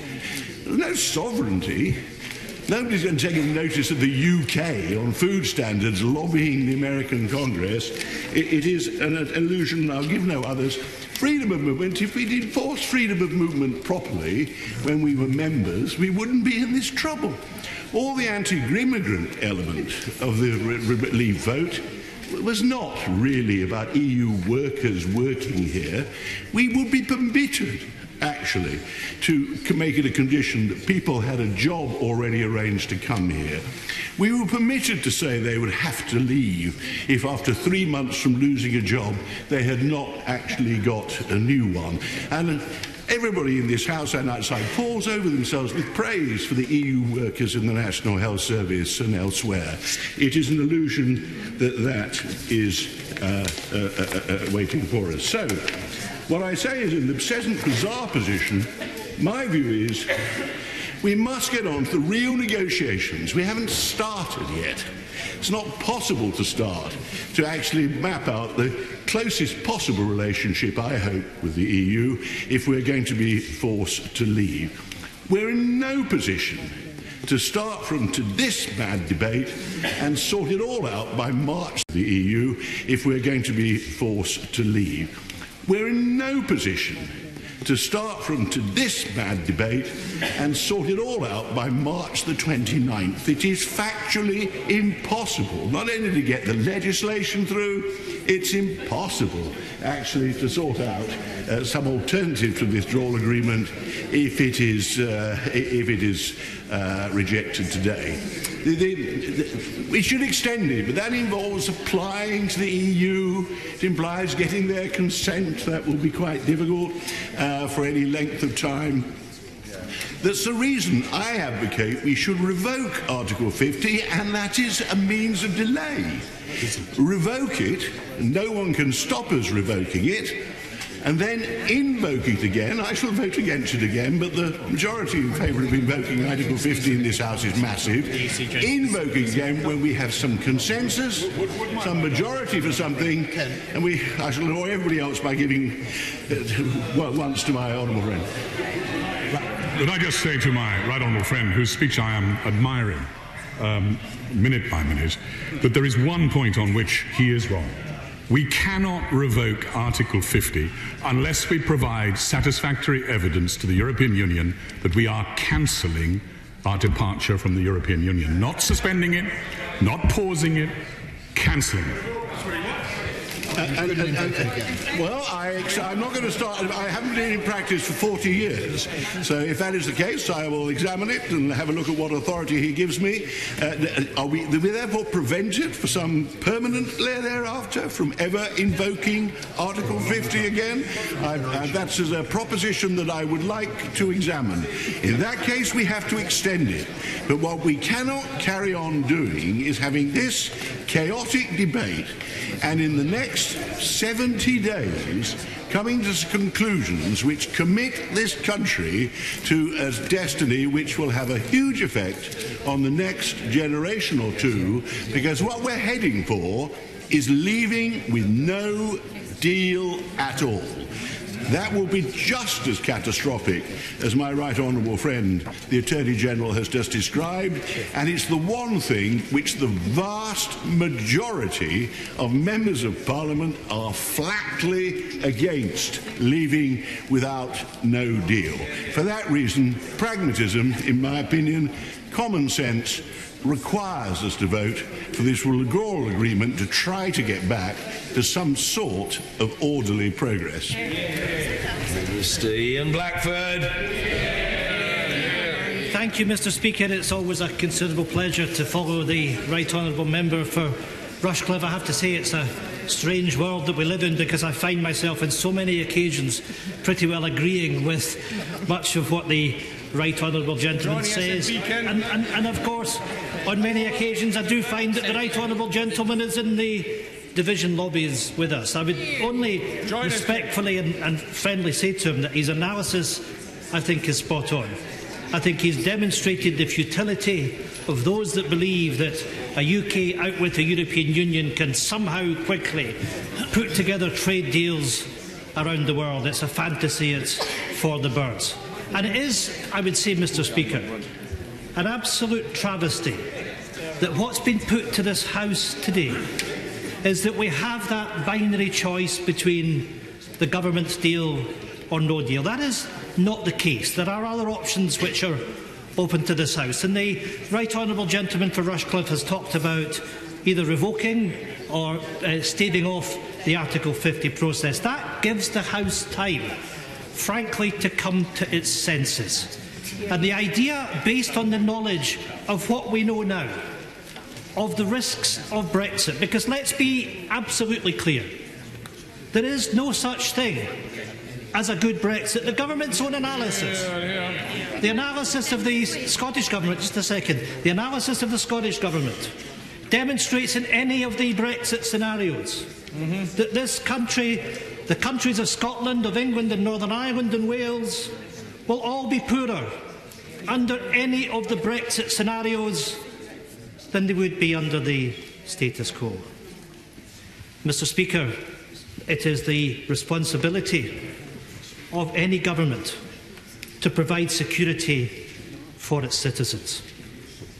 A government that wishes to bring forward a proposition that imperils the employment opportunities, the living standards of its citizens, is an abrogation of responsibility that it should have.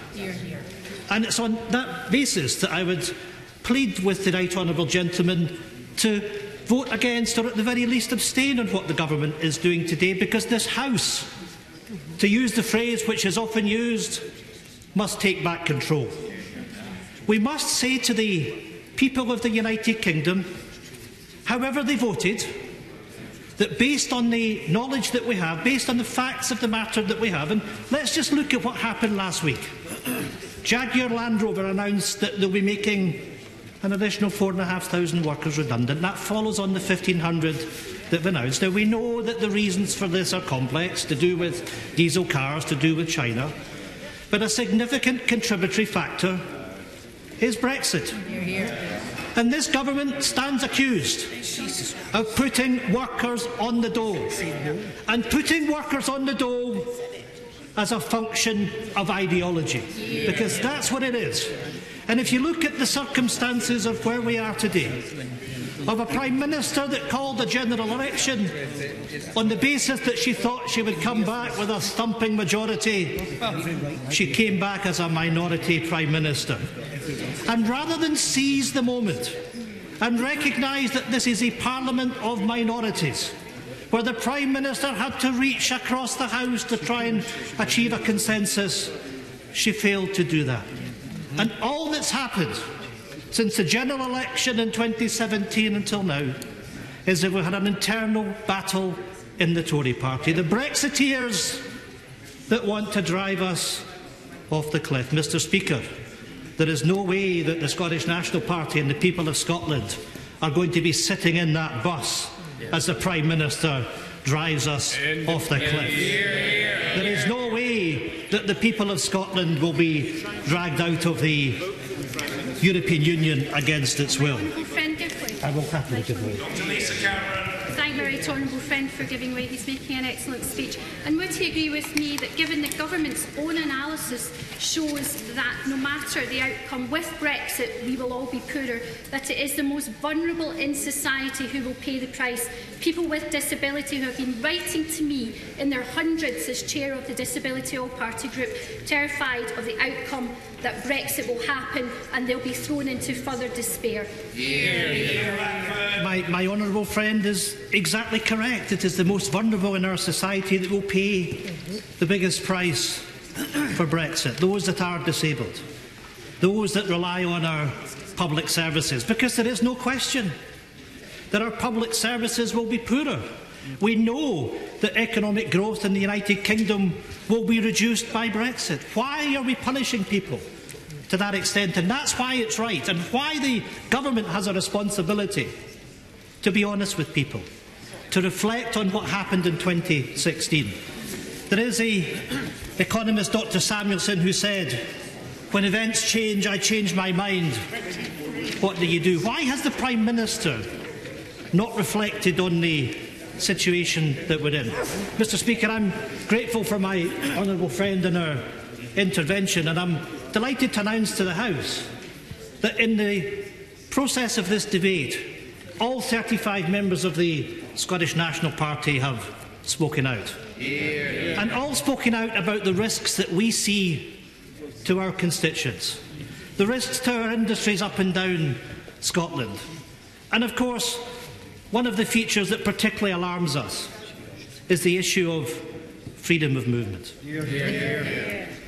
Mr. Speaker, we have benefited enormously from those that have come to work and live in our country, to add to the diversity of our communities, to make a contribution to our economic growth. EU citizens that have chosen to make their lives here.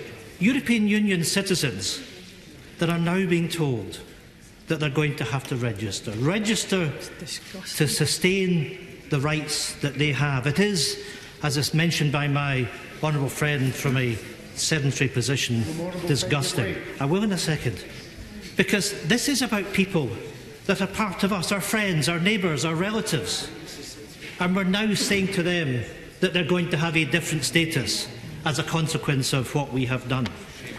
But it's not just about EU citizens that choose to come and live and work in this country. It's about our rights as EU citizens as well.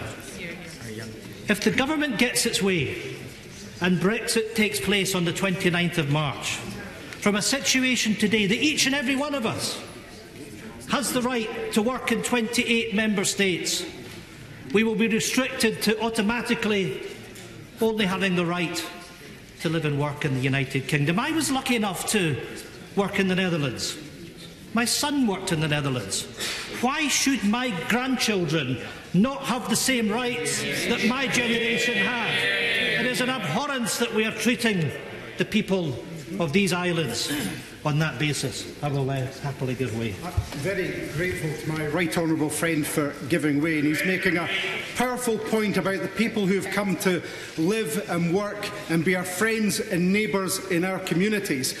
Does he agree with me that it's an absolute disgrace that these people who are so vital to us are being told that they must make an application to pay to stay in their own homes, many of whom have been here for decades? It's an absolute outrage. I agree, and of course it fits into the hostile environment that many in the government benches have prosecuted over the course of the last few years. We have an expression in Scotland, we're all Jock Tamson's bairns. You know, Mr. Speaker, if I look at our history over the course of the last 100 years, our